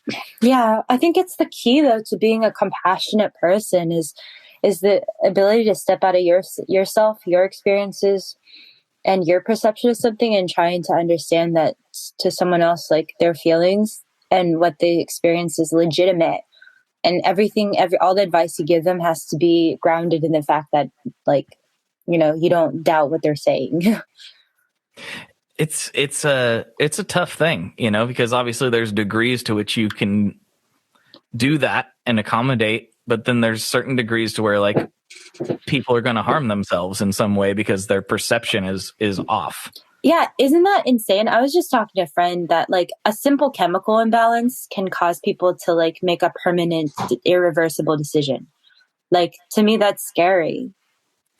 And it can be really simple. Wow, this is a crazy thing, but it probably is really important to talk about. I was talking to my friend Ryan, who runs Fuzz Roche's Pedals, and he was talking about when he was dealing with some, you know, mental, like, I don't know exactly what it was, but some mental health, depression type stuff. And he was like, because, well, we were talking about COVID, but then we got into a different subject. And he was like, vitamin D, like, changed things for me on a huge level. He's like, I got tested because my doctor told me, like, you know, let's check all the boxes, right? And he's like, I didn't just have insufficient vitamin D, I had like none. And he's like, starting to take vitamin D, it wasn't the only thing he had to do, but he's like, it made such a dramatic shift in his mood and like balancing him out. Like, wow, that's like a simple thing that's like widely available.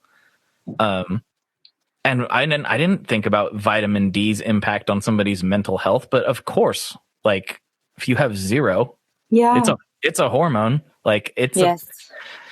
It's crazy. And that is why nutrition is so important. That is why exercise is so important, because it's all about like regulating yourself. And sometimes your body just needs like an extra little push, because like bodies are incredible. They just self-regulate, they self-clean, they self-maintain. But there are glitches, and sometimes we need to like supplement our bodies with things to give us a little push. But yeah, I feel like there's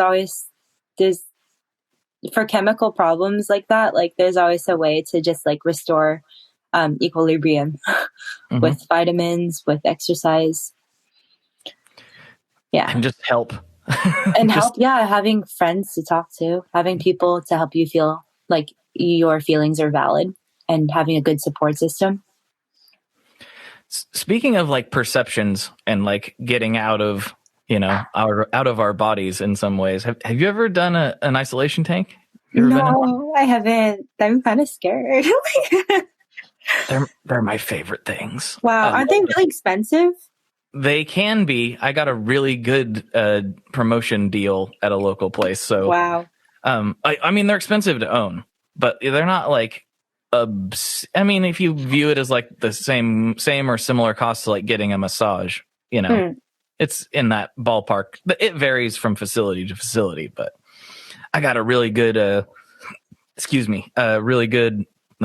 group buy deal. So it was like $30 per session, which was really cheap in comparison to like the 60 or so that it normally costs. But yeah, I try to do it a couple times a year, and I know this is very Joe Rogan of me to say, but I gotta say, okay, Joe. Yeah, exactly. It's very cool. For me, it was very cool, and from my dad, who's like not really, he's not really into all the weird things we've been talking about, but he did it, and he's like, man, I've never floated on a cloud before, but I'm guessing it's probably something like that. He's like, that was great. Feels so good come out of there, but. It's a weird experience for sure. I'd be totally keen to try one. I feel like it's not an isolation tank, but I go to the coast a lot. Like I go out in nature a lot to just reset. Mm-hmm. To me, it feels like I feel so small and insignificant. Like nothing matters. My problems don't matter, and it's just a way to level myself. So I've heard that, how it's kind of like meditative from what I gather. Yeah. And it's really interesting because like you really get into your own head. Obviously that's the whole point. But for me, like what tends to happen is like, I'll fall asleep sometimes, but I won't recognize that I'm asleep. Like it's hard to explain. Like, I'll be thinking about things and just thinking about, myself and, life and trying to be a better dude and whatever else. And then I'll realize I'm like, I haven't taken a breath in a while. And then I'll wake up and I'm like, oh no, you've been breathing this whole time. You just kind of lost consciousness there for a little bit, but I was still processing in the same way. Yeah. It's a very strange experience. I'm like, oh no, you should breathe. And it's like, oh, you were just asleep. Kind of. Maybe that's the only way I can get into that in-between state. Yeah, maybe. I think maybe if you wanted to like experience sleep paralysis, just like go on a really whack sleeping schedule for like a week, just deprive yourself, and then get yourself to a really just depleted, low state. And then maybe I'm just kidding. I think you're confused. I don't want to. I'm kidding. I don't want to see the monsters. Just ruin your mental health for a week, and then you'll be able to go see the monster. I don't want to see the monsters. I've been close enough with the fever monsters. I don't want to go any closer. Oh man, yeah. In addition to the cloaked figure, some people see the white veiled lady. Like some people describe seeing this like woman in white. I've never seen her. I don't remember if I've heard of that one. I think I always hear of the black figures. The black figures, occasionally some people see the woman in white, and I'm waiting for her. Kind of offended that she hasn't even said, hey, what's up? She's like, she's not ready for me yet. Nah. The thing about woman in white, like stories, right, It's not just sleep paralysis. Like the woman in white appears in so many different cultures as like a specter type figure. Like there's so many different stories. And it's like, oh, and then this woman in white, like if you talk about some Japanese folklore or American folklore or insert culture here, they all seem to have a woman in white. Yeah. Which is really, again, talking about the similarities in stories. It's very strange. I just looked up woman in white supernatural Wikipedia. It says woman in white is a type of ghost or spirit that commonly kidnaps men or even children after suffering from love issues and committing suicide when alive. Interesting. I don't want to meet that lady either. Yeah, she sounds not chill. Yeah, that's I'm good. Lady, you can stay wherever. I'm not interested in you or the shadowy monster guys. I'm good. It's fine. The demon, the devil, the ghost, and the old hag. So I guess she's the old hag, night hag. Oh, that just has like a scary, like just sounds scary. Night hag sounds like a crust punk band. Yes. Like, what's up, Billy? We're Night Hag. This is our song, Garbage Juice. Garbage juice. Now open up this pit. Yeah, go pick up our album. It just came out. It's called Beef Shredder. It's in the back. Yeah, anyway, 1, 2, 3, 4. Yeah. Out now on Garbage Plate Records.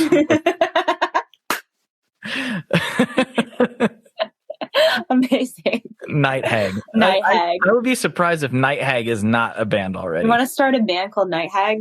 Yeah. Yes, I do. I feel like we have the tools. It's just noise rock. Yeah, we have we have everything we need to just really our latest single. All right, maybe that'll be the that'll be the EP I come out with. We'll do a project, a 4-song EP as Night Hag. Night Hag. Amazing. I can see the font already. It's like illegible. Too. It's illegible. You can't read it. What's up with metal bands? I know we're talking about a crust punk band, but what's up with metal bands all having the same font where you can't read it? I think it's just brutal, man. Like, it's just... there's probably some legitimate history behind it, and some metal purist is probably just like pulling out his long locks of hair right now, just listening to us like make fun of it. But like, yeah, I don't know. There's probably some like legit history behind why metal fonts are illegible. But I don't know, man. Isn't it brutal when you just can't read? You can't even tell what it says. Like, that's so sick. While we were talking about this, I had to Google Night Hag band. And apparently that is a thing. Oh no. They're a death metal / black metal band. The record label, are you ready for this? Oh God. Is it like fucking like Garbage Snarf Records or something? It is Horror Pain Gore Death. Horror Pain Gore Death. Wow. That was my second guess. Yeah, yeah. And the one of the classic records, Swollen with Rancid Phlegm. Wow. So, we were pretty close. Yeah, honestly, it was on the tip of my tongue.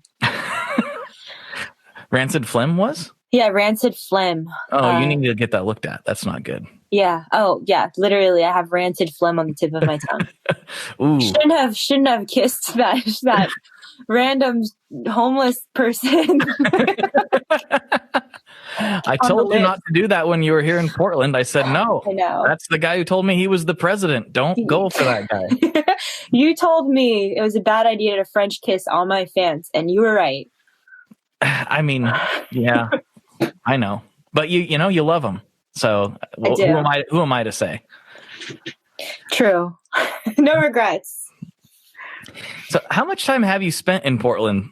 That Not wasn't just okay. I was curious because I want to. Oh, sorry. I didn't mean to interrupt. We got some spots that I feel like you'd probably enjoy, just in general. My spots are. I like the Synth Museum because they have a cool theremin and it's like a magical world to me playing theremin. I really like House of Vintage. I go every time with my band, but it's like a huge warehouse and I love looking through it. But it's just kind of expensive. I feel like for what it is. But it's still fun to sift through. And I really like eating at Toast. Toast. It's like a breakfast spot. Oh, yeah. I've never been there, but I know the spot. It's right there on Hawthorne, right? Yeah, I like toast. I really enjoy there's this vegan barbecue place called Homegrown Smoker. Mm-hmm. I like that place as well. Yeah, I want to spend more time there, to be honest. I feel like definitely every time I'm there, it's in and out. It seems like the reason I asked, I was like, it seems like we have a lot that you would enjoy as a city. Just knowing you as a person, I feel like Portland has a lot for you. Yeah, I'd love to come visit sometime. Well, I guess I could just drive on over. Right. It's not like anything's going on that would prevent you from doing that at all. I know, right? It's Mm-hmm. like, what am I doing? I should just get in my car right now. Come on up. Come to the shred shed. Shred shed. It'll be a blast. I've got so many pedals you can try. And maybe we can work on our first song for oh no, the band name was taken. Damn it. Yeah. We'll have to come up with like Red Cloak Eyes guy or Red something. Cloak Eyes guy. We'll figure it out. Yeah, we'll figure it out. So, I know something that we haven't talked about. You've toured quite a bit. You've had a lot of experiences. You've been all over the country in some way or another. You already told me about your wild time in college with the Italian man. But what about on tour? Is there any like, other than recording with some creep in the back of a van in Portland, has there ever been any like crazy things that have happened that you can talk about? Gosh, yes. Where do I start? Oh my gosh. I feel like starting out, we've stayed in a lot of like really wild places. Oh man. Okay, I want to tell this story, but I'm also paranoid that this person is going to listen to this episode. Oh. Well. Oh man. Okay, what should I do? Look, I'll just in a nutshell, I'll just say we stayed in a lot of questionable houses. One of them, I'm pretty sure, like I was convinced that this person it wasn't his house. That he had killed and murdered every single person who lived in this mansion, and he was just squatting because I asked to use the shower. And he was like, yes, of course. And I went into every bathroom and the water didn't work. And I was like, hey, heads up, your water doesn't work. He's like, oh, weird. And I'm like, you live here, right? Like, shouldn't you know that the water's not working? Yeah. And then so I ended up being curious, and I was like, I'm going to stay up all night and just talk to this person. And long story short, there was a bookshelf involved with a book and inside the book, there was thousands of dollars. And he just showed me that casually. And I was like, you are a drug lord in my head. I was like, I hereby declare you are some kind of criminal. But turns out he was just a normal dude. Oh, he was? With a big house who just, didn't have water. Casual bookshelf full of cash. As the kids are saying these days, sounds sus. Yeah, sounds way sus. But, sus. So there's been times where I'm just like, all right, this person's gonna murder us.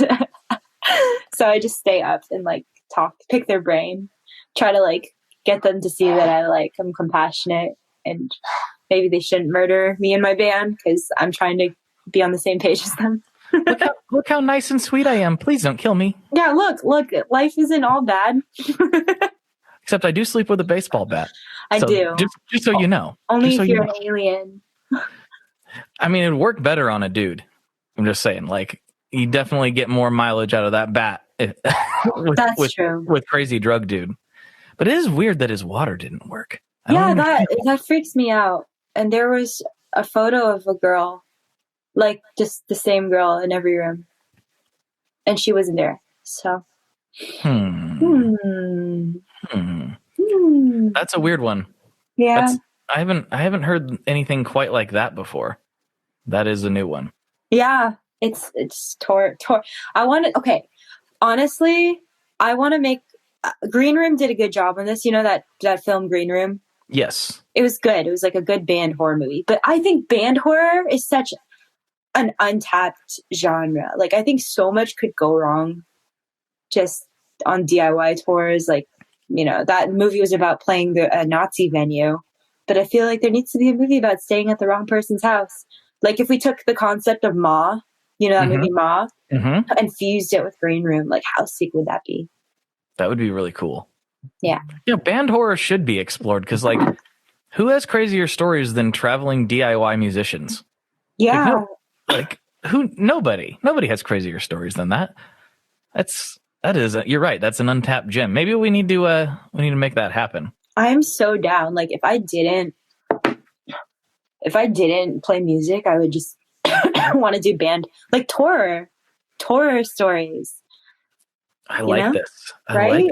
Yes. I had, this isn't horror, but I had a funny one where our first tour ever, long story short, a bird died in the radiator of the headlining band's van, and it spread its decomposing bird particles all around the van, and everyone got like a bird flu plague thing, and it spread to us. And basically we got to a point where it was unlike any fever I've ever had.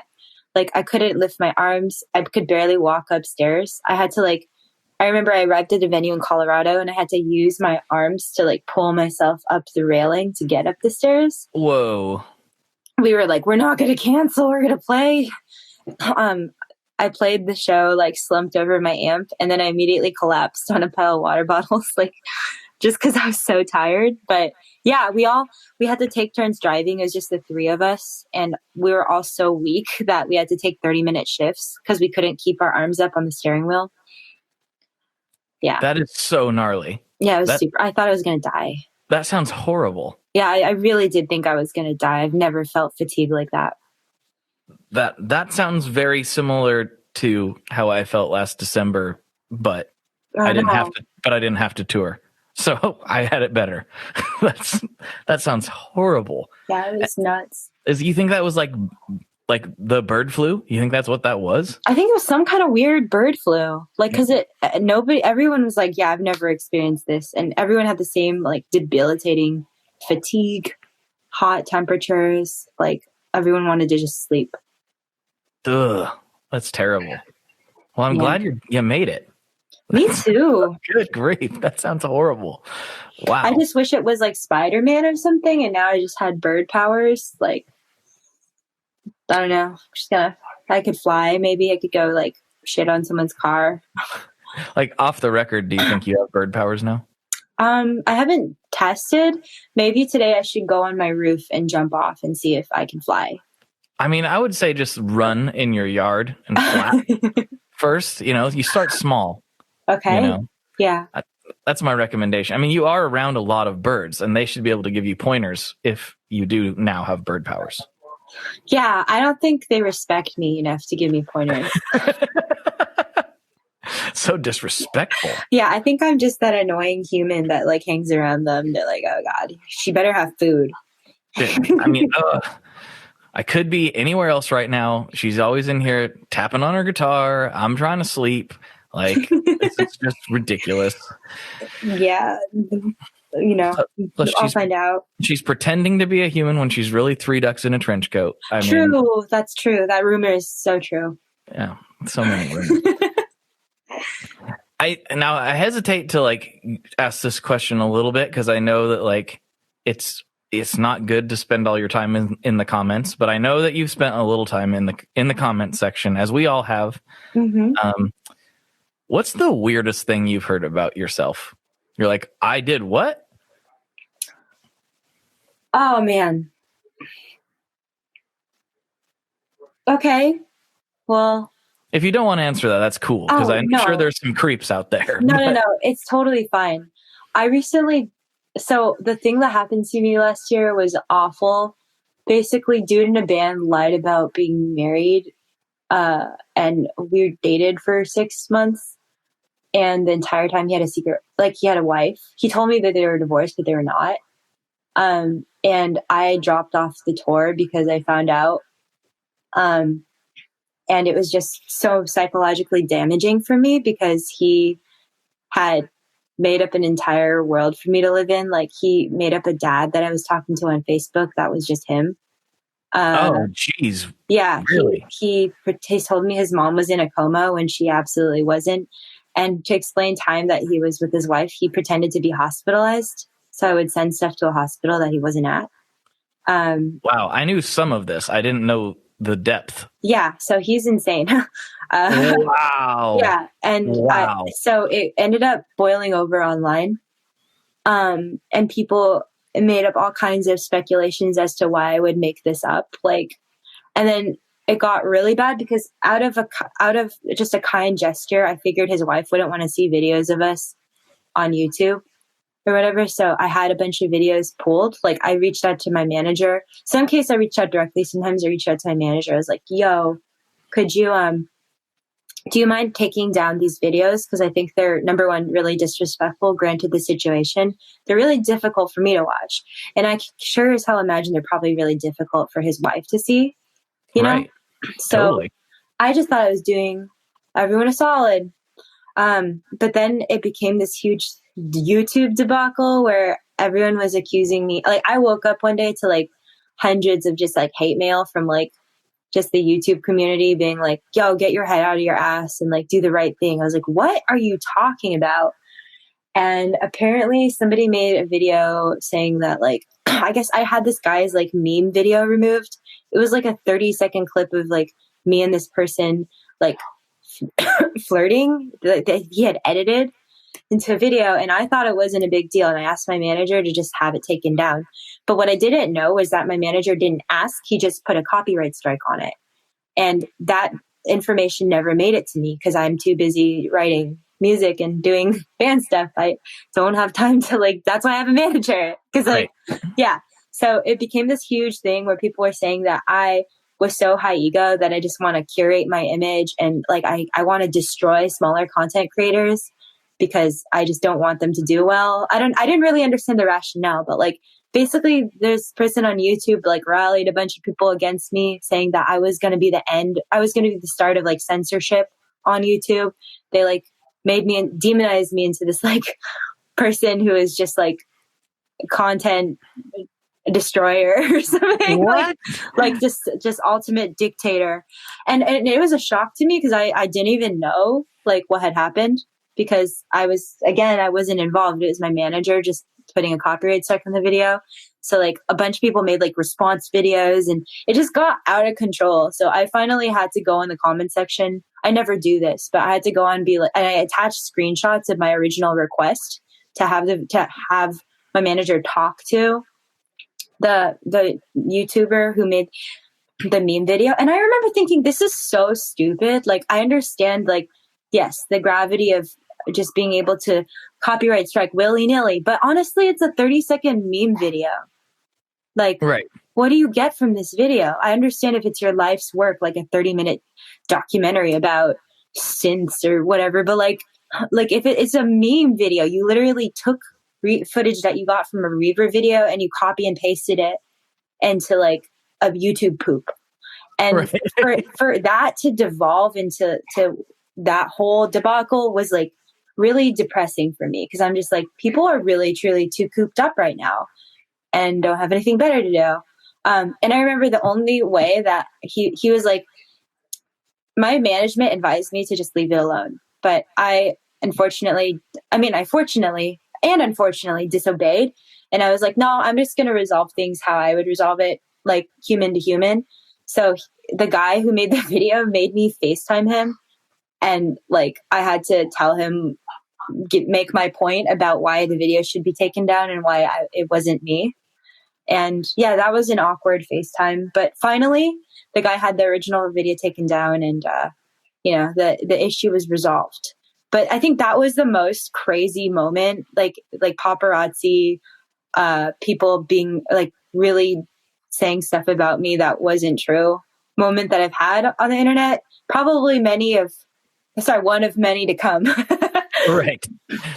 But it was my first taste of wow, people really they don't do research, and they really take one thing and really the accusation was that I was just censoring people for fun because I didn't I had an ego or something. But I felt so misunderstood, and just with that little piece of information, people jump to the craziest conclusions about me. Yeah, it's like, that's so strange, because I can understand if you've made this dumb meme or whatever, and all of a sudden it's getting, copyright, notice. I understand being like, what did I do? Like, like, oh, this person just wants me to not be able to make funny videos. But the accusation that you would be some sort of like censorship queen is kind of hilarious, considering that like YouTube itself has been censoring a lot of people for very arbitrary reasons for years now. Like, ask anybody that's tried to make a video about like a pistol on YouTube. Wow. Yeah. Like, they'll just take things down randomly for no reason.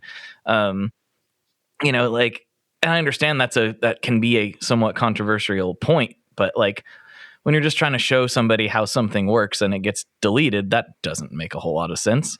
But like, YouTube's been a censoring platform for a long time for a range of different videos. And the fact that it's like, okay, I don't want this video of me and this, this creep up anymore. Yeah. It's bizarre. It's really bizarre. Wow. Yeah. Especially because like nobody bothered to like ask what happened. People just assumed the worst, which was that I was out to get content creators, and quite frankly, I wasn't aware of copyright strikes. I didn't know that they were a thing because I'm just so not in the YouTube community. Like, YouTube isn't my primary source of income. I do upload clips there, but I never look at what's out there. I don't spend all day Googling myself and like YouTubing myself. That's weird. So, the only reason why I even saw that clip was because it was brought to my attention by people being like, what's this? And I'm like, oh, okay, like, I'm just going to ask to have this taken down respectfully. But it just got way blown out of proportion. And yeah, I guess that's what it's like. Like, I guess it's a bummer because I feel like half of the people when you're in the spotlight are rooting for you, but also half of the people are waiting for you to do something so they can just like watch you burn. That's what it felt like. Yeah, I've talked about this a lot, and I'm sure my listeners are getting tired of me talking about this, but do you know who Tim Ferriss is by chance? No, but I can Google him. Yeah, I mean, he's a like internet business type dude. I mean, that's an oversimplification of what he's done. He's a podcaster, and he's tech investor and all kinds of content creator of many different types. But he wrote a article here, I think last year sometime. My timeline's all screwed up. I can't remember when it was, about fame. And it really creeped me out in a lot of ways, because he's famous. He's like more famous than I am by a million times, but he's not like a household name, clearly. But he was talking about just numbers in particular. And he's like, okay, the population of Rhode Island is whatever, however many thousand people it is. Rhode Island has a 0.0 whatever murder rate. Therefore, if you extrapolate that, there are approximately this many murderers in Rhode Island. And he's like, if you take that to your socials, if you have 10,000 followers, there's a chance that, I'm butchering the numbers, but he's like, there's a chance that 4 of them are psychos. And it's like, oh no. Like, like I look at my downloads and I look at them, I'm like, oh no, how many psychos are listening right now? Like, and I'm sure that proportion goes up, if you are in, night hag. I'm sure that tends to skew a little more aggressively into the disturbing territory, but just putting that kind of thing into perspective really was jarring for me. It was like, you don't have to be famous to have like a weird percentage of people that are crazy that pay attention to what you're doing. And that's slightly unsettling. Yeah, it's been a challenge, like, because I feel like we're not born to be this visible. Like, we're living in a new age of technology where we're just so accessible and visible to everyone at all times. We voluntarily surrender where we are, what we're doing, our personal lives. And I don't think we're evolved to like be able to cope with this. And there's just so many new age problems that come with being so much in the spotlight and so interconnected. Like, not to sound cheesy here, but it's like we're so connected together by technology, but we're like also alone. You know? I think that's part of why, like, you know, and it probably sounds ridiculous to other people, but I think that's why, you know, people who are doing things like what we do, it's obviously not exactly the same thing, but I feel like that's why we have this kind of weird point of connection where it's like, well, nobody, this sounds like, and it's such a first world problem. I'm not complaining. Yes. Like, but it does seem like nobody understands, like, at times. And it's because they don't, you know, it's not a part of their daily to have to deal with, you know, and fortunately for me, my people are, tend to be like just very similar to me personality wise. They find the same things funny, and, you know, we're all, you know, just goofing off, and I have generally very positive experiences, but I have had some emails that I'm like, ooh, I think you need to talk to somebody, and that somebody is not me. Like, Crazy. Yeah, I mean, I can't imagine what kinds of weird emails you get from people. it's not too bad most of the time, but there have been some where, yeah, accusing me of trying to run cover for a company that I had nothing to do with, and See, that's again, it's like people just assuming the worst thing. Why do we do that why do we just assume the worst? I don't get it. Like, at least how I deal with people is like, I want to first understand and hear them out before I'm going to jump to some crazy conclusion. But I don't know. I mean, who hurt you? who hurt you? Why are you the way that you are? Please. Yeah. But I am sorry that you had to deal with that. That's like adding even more unnecessary, like, anguish on top of an already ridiculous situation that never should have happened in the first place. So I saw some of it. I didn't like know the depths that it went to, but wow, I just, like, on behalf of people in general, I'm sorry. That's awful. It's okay. It didn't really, like, I don't know. I was going to come out and say a bunch, but then I feel like I'm at a point where I've recovered from it, like, emotionally, mentally. I've gone to therapy and stuff for what he did. And I'm so busy making music and, like, doing what I love that I don't want to waste another minute of energy on that person. So, yeah. Good. We won't. We'll talk about something else now. Yeah. No, it's all good. That wasn't me being passive aggressive towards you. No, I get it. I was just saying, like, if I were to drag it out again and then, like, come out and be like, this is what happened, like, you know. But yeah, I trust in life. I trust in karma or whatever, you know. And I feel like, as awful as what happened to me was, like, I feel like I've reaped a lot of, like, amazing rewards from this year, and I've had a lot of really amazing opportunities, and I've met some of the best people of my life. So I'm really grateful. Perfect. Yeah, I mean, as you know, we've talked about a lot of cheesy things on this podcast, and as cheesy as it may seem, like, without bad times, without rough times, without all that, you can't have the good times. Like, you don't recognize when things are if everything's positive all the time, then it tends to not mean anything anymore. And that is part of living life, is knowing you're going to get punched in the mouth repeatedly the whole time you're alive. Yeah. Like, it's like songwriting. You're not going to appreciate a section of crazy shredding if you don't have, like, a little ambient pause sometimes to just slow you down. And that makes that section pop it makes it way more meaningful, and it helps you enjoy and appreciate it more. It's that whole, like, knowing when to not play thing is just as important as knowing when to play. Yeah, contrast. And it offers you perspective too. Like, I think the bad things that happen to us exist to teach us something, either about the world or about ourselves. And every bad thing that happens is an opportunity to work on yourself and grow.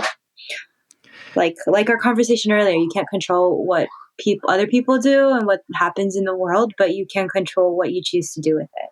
Definitely. And I mean, some of the greatest works of art and pieces of music that we've ever gotten to experience came from very ugly and difficult situations. And so and those have went on to help people and went on to inspire other creations and just form new ideas and thoughts. And so like, I mean, going back to that conversation about perspective, it's like, it might be bad now, but who knows, you know? I mean, even the this sounds kind of cheesy, but like even the intro music for this show came from a song that was processing a really traumatic event for myself and my friends. So you never know where things are going to lead. It's a very strange time.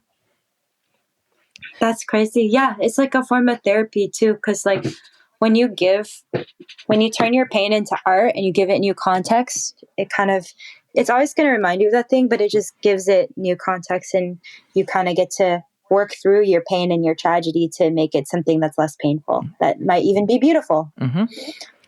What are some of your, like, we haven't really talked about this. This is kind of interesting. What are some of your favorite musicians? Like, what inspires you musically? Ooh. I always admire people who don't care about what other people think and kind of stick to their guns and are always challenging themselves, and kind of like you can tell that they're like authentic. I think I do really value authenticity in other artists, and I don't think it's necessarily important to everyone, but to me in particular, I find that to be really attractive because it's something that I aspire to as well. Like, music is sacred to me and it saved my life. So I feel like I owe it to myself to just always be true with it. And yeah, I guess I admire that. I think I always really like the work of Olafur Arnalds and like Nils Fromm. I feel like they're able to just tell such compelling stories with melody and dynamics and tones and whatnot. And I think I always admired people who are able to, I guess, transport you somewhere with their music or to change your state of mind. And also, I really enjoy that he has such a cohesive aesthetic. It feels very much so him. It doesn't feel like he's putting on this goes with my authenticity. Like, it doesn't feel like he's doing something that's trendy or doing something that's gonna sell a lot. Like, he just cares about beauty, I guess. That's what I get from the music, at least. I think, like, and I tend to think about this a little bit less, and I don't know until I'm like getting down to like some sort of design project or something, but just myself in my daily, like, going about things, I don't tend to think about, I'm starting to think about it more, but I don't tend to think about like aesthetics of myself and what I'm putting out there as much. But you seem like a person who really, like, even if you weren't going to be on social media or like be where you are, if you were just still like teaching art at your school, I feel like you would always care about the aesthetics of things. That's just something that comes natural to you. Is that an accurate assumption on my part? I think so. I think the two are very much rooted together, or just like intertwined for me.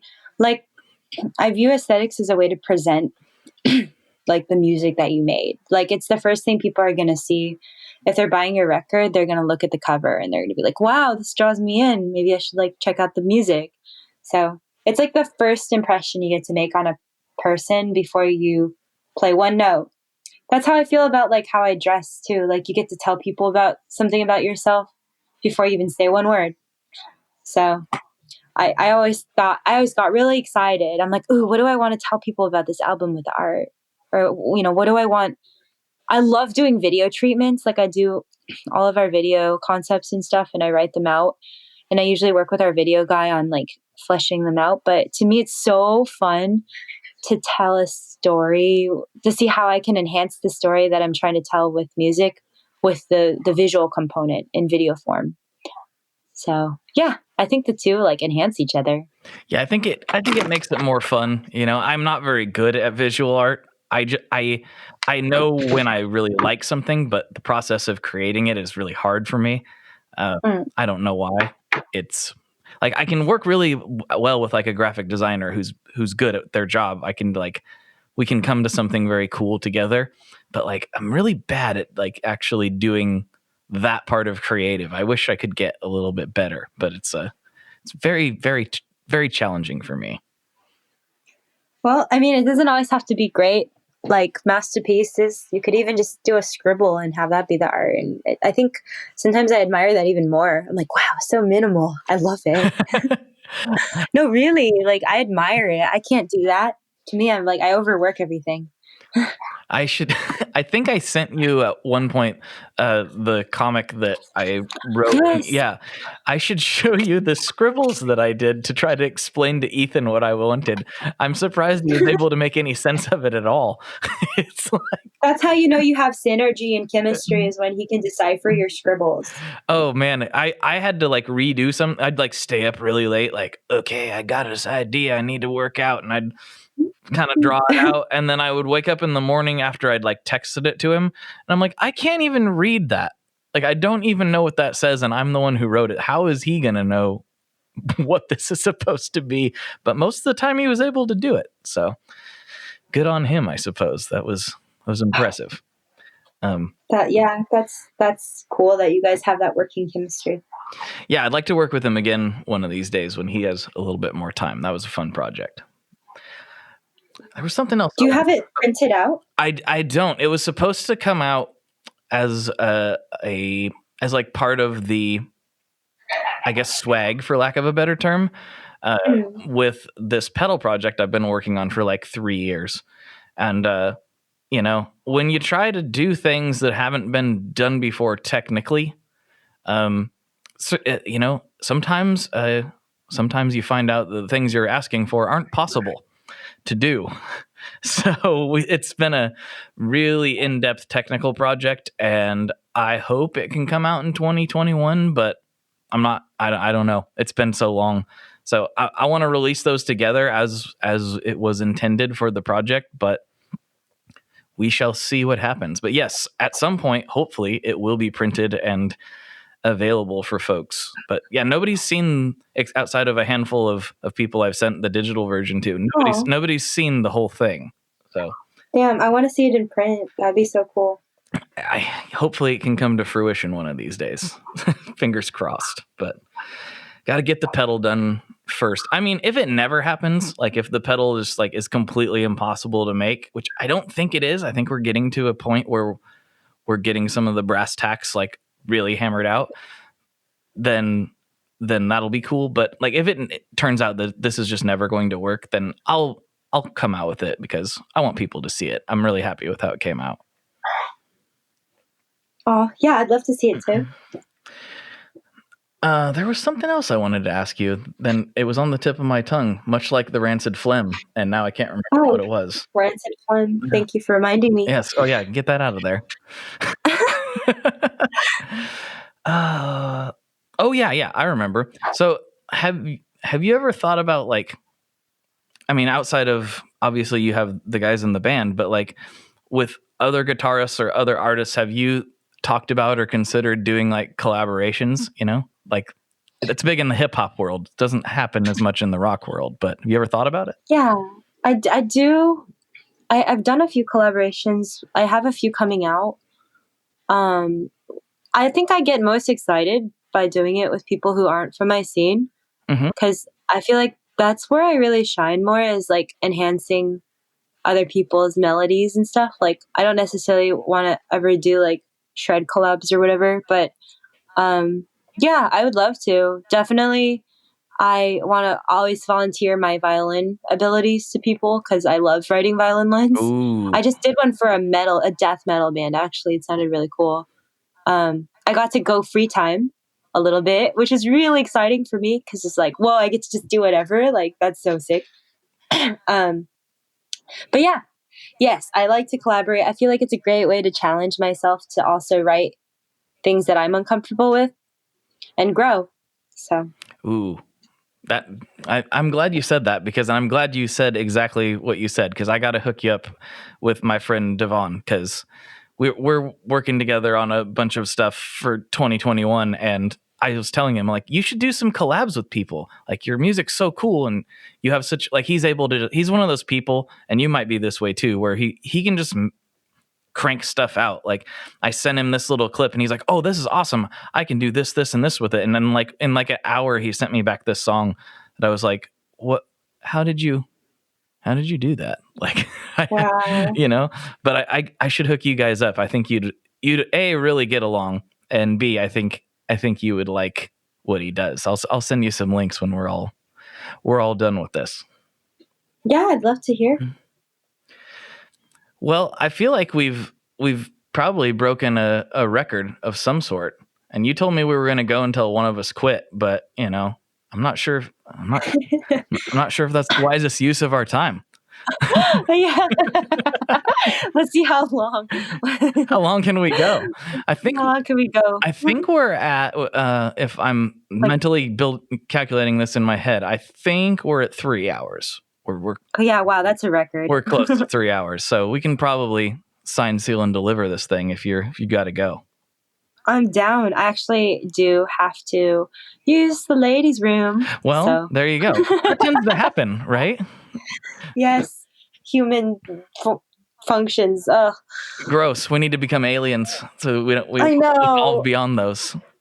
I can't wait. I want to just like evaporate my waste like through my pores. Like I want it to just seep out of my pores and just become vapor. Yes, so you just don't ever have to think about it and it just goes out into back from whence it came. Yes, that's the goal. This was awesome. Thank you so much, and I can't wait to put this out. This has been amazing, and me too. This is so fun. You're welcome back, absolutely anytime. Oh my gosh, yeah, we should get Dewey in on this. Yes, we should. We can make this happen. We have the technology. Hell yeah. Yeah. Thank you so much for having me. I'm so glad we got to do this. Of course. We'll do it again real soon. And everybody, like, go follow her on everything if you're not already. What are you doing? Stop it. Stop what you're doing. Go check out her music. Thank you. And let me know when you print your comic. I would like to buy one. Okay, I will. We'll make sure that happens. Perfect. All right. Talk to you later. Talk to you soon. Bye. Bye. There you have it, folks. There's another episode in the can. I hope you enjoyed that. I really enjoyed going back and revisiting this episode. That was a very, very special one, and I really hope to have her back on sometime here in 2026, and maybe we'll get into some other shenanigans. She's a fantastic person, and let me reiterate, one of the best guitarists on the planet. I mean that with my whole heart. I love her playing so much. She's really awesome. She's a cool person, and as it turns out, probably should have her own podcast based on this conversation.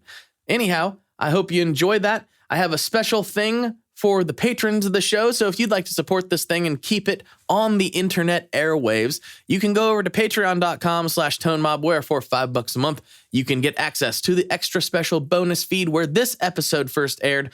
And this week, they are getting a sneak peek at an upcoming episode for their bonus. Yeah. And usually, it's just straight up exclusives that almost never see the light of day. This is a rarity. We don't bring Patreon to the forefront very often, but this time we did, and I think you understand why. All right, everybody. Again, I'm at the NAMM show as you're hearing this, so if you want to stop by, come to the Stringjoy booth. We'd love to see you. I would love to see you, and I appreciate everything you do. And if you need more of my blabbering, there is some fresh tape spaghetti dropping this week as well. Yeah, we're not leaving you high and dry. We are keeping the content train rolling with some very, very interesting stuff over on Tape Spaghetti, which is available wherever you're getting this episode. So check that out. And I hope to talk to you on the internet as soon as possible, my dear friends. Thank you so much. Bye-bye. One last thing before we totally sign off here. I just want to remind you that if you do any shopping at Stringjoy, that's Stringjoy guitar strings made in Nashville, that will help me out as well. As I've said for years, I'm heavily involved in that company, and I really do think they're making the best products on the market. So if you would like to try custom strings, go to tonemob.com/stringjoy and check them out today. I seriously love what the team down there is doing. I help them out with all kinds of things, and by you supporting them, you are also supporting me as well. And hey, you need some strings, so why not get some custom strings just for your guitar and playing style? Again, the link for that is tonemob.com/stringjoy, and that will take you right to their website, and you can do all your shopping through there, and that will help everyone involved out. So thank you very much. Talk to you next time. We are brought to you by the wonderful folks at Gun Street Wiring Shop. Yes, Gun Street Wiring Shop. I've talked about them before. I used to say based out of Bend, Oregon, but guess what? Sean moved to my neck of the woods. Sean's in Portland. Sean is awesome and has helped me with a bunch of stuff lately. And if you have wiring needs for your guitar, he can help you too. If you want to get weird with it, he can get weird. If you just need to spruce things up a little bit, there's your guy. He takes all the guesswork out of doing your guitar wiring, and he makes it simple, and his customer service is top-notch, and I can't say enough good things about Gun Street as a company. I really respect Sean and what he's all about, and the product is top-notch. I've got 3 different guitars that now have Gun Street harnesses in them, and I could not be happier. So go to gunstreetwiringshop.com and check them out.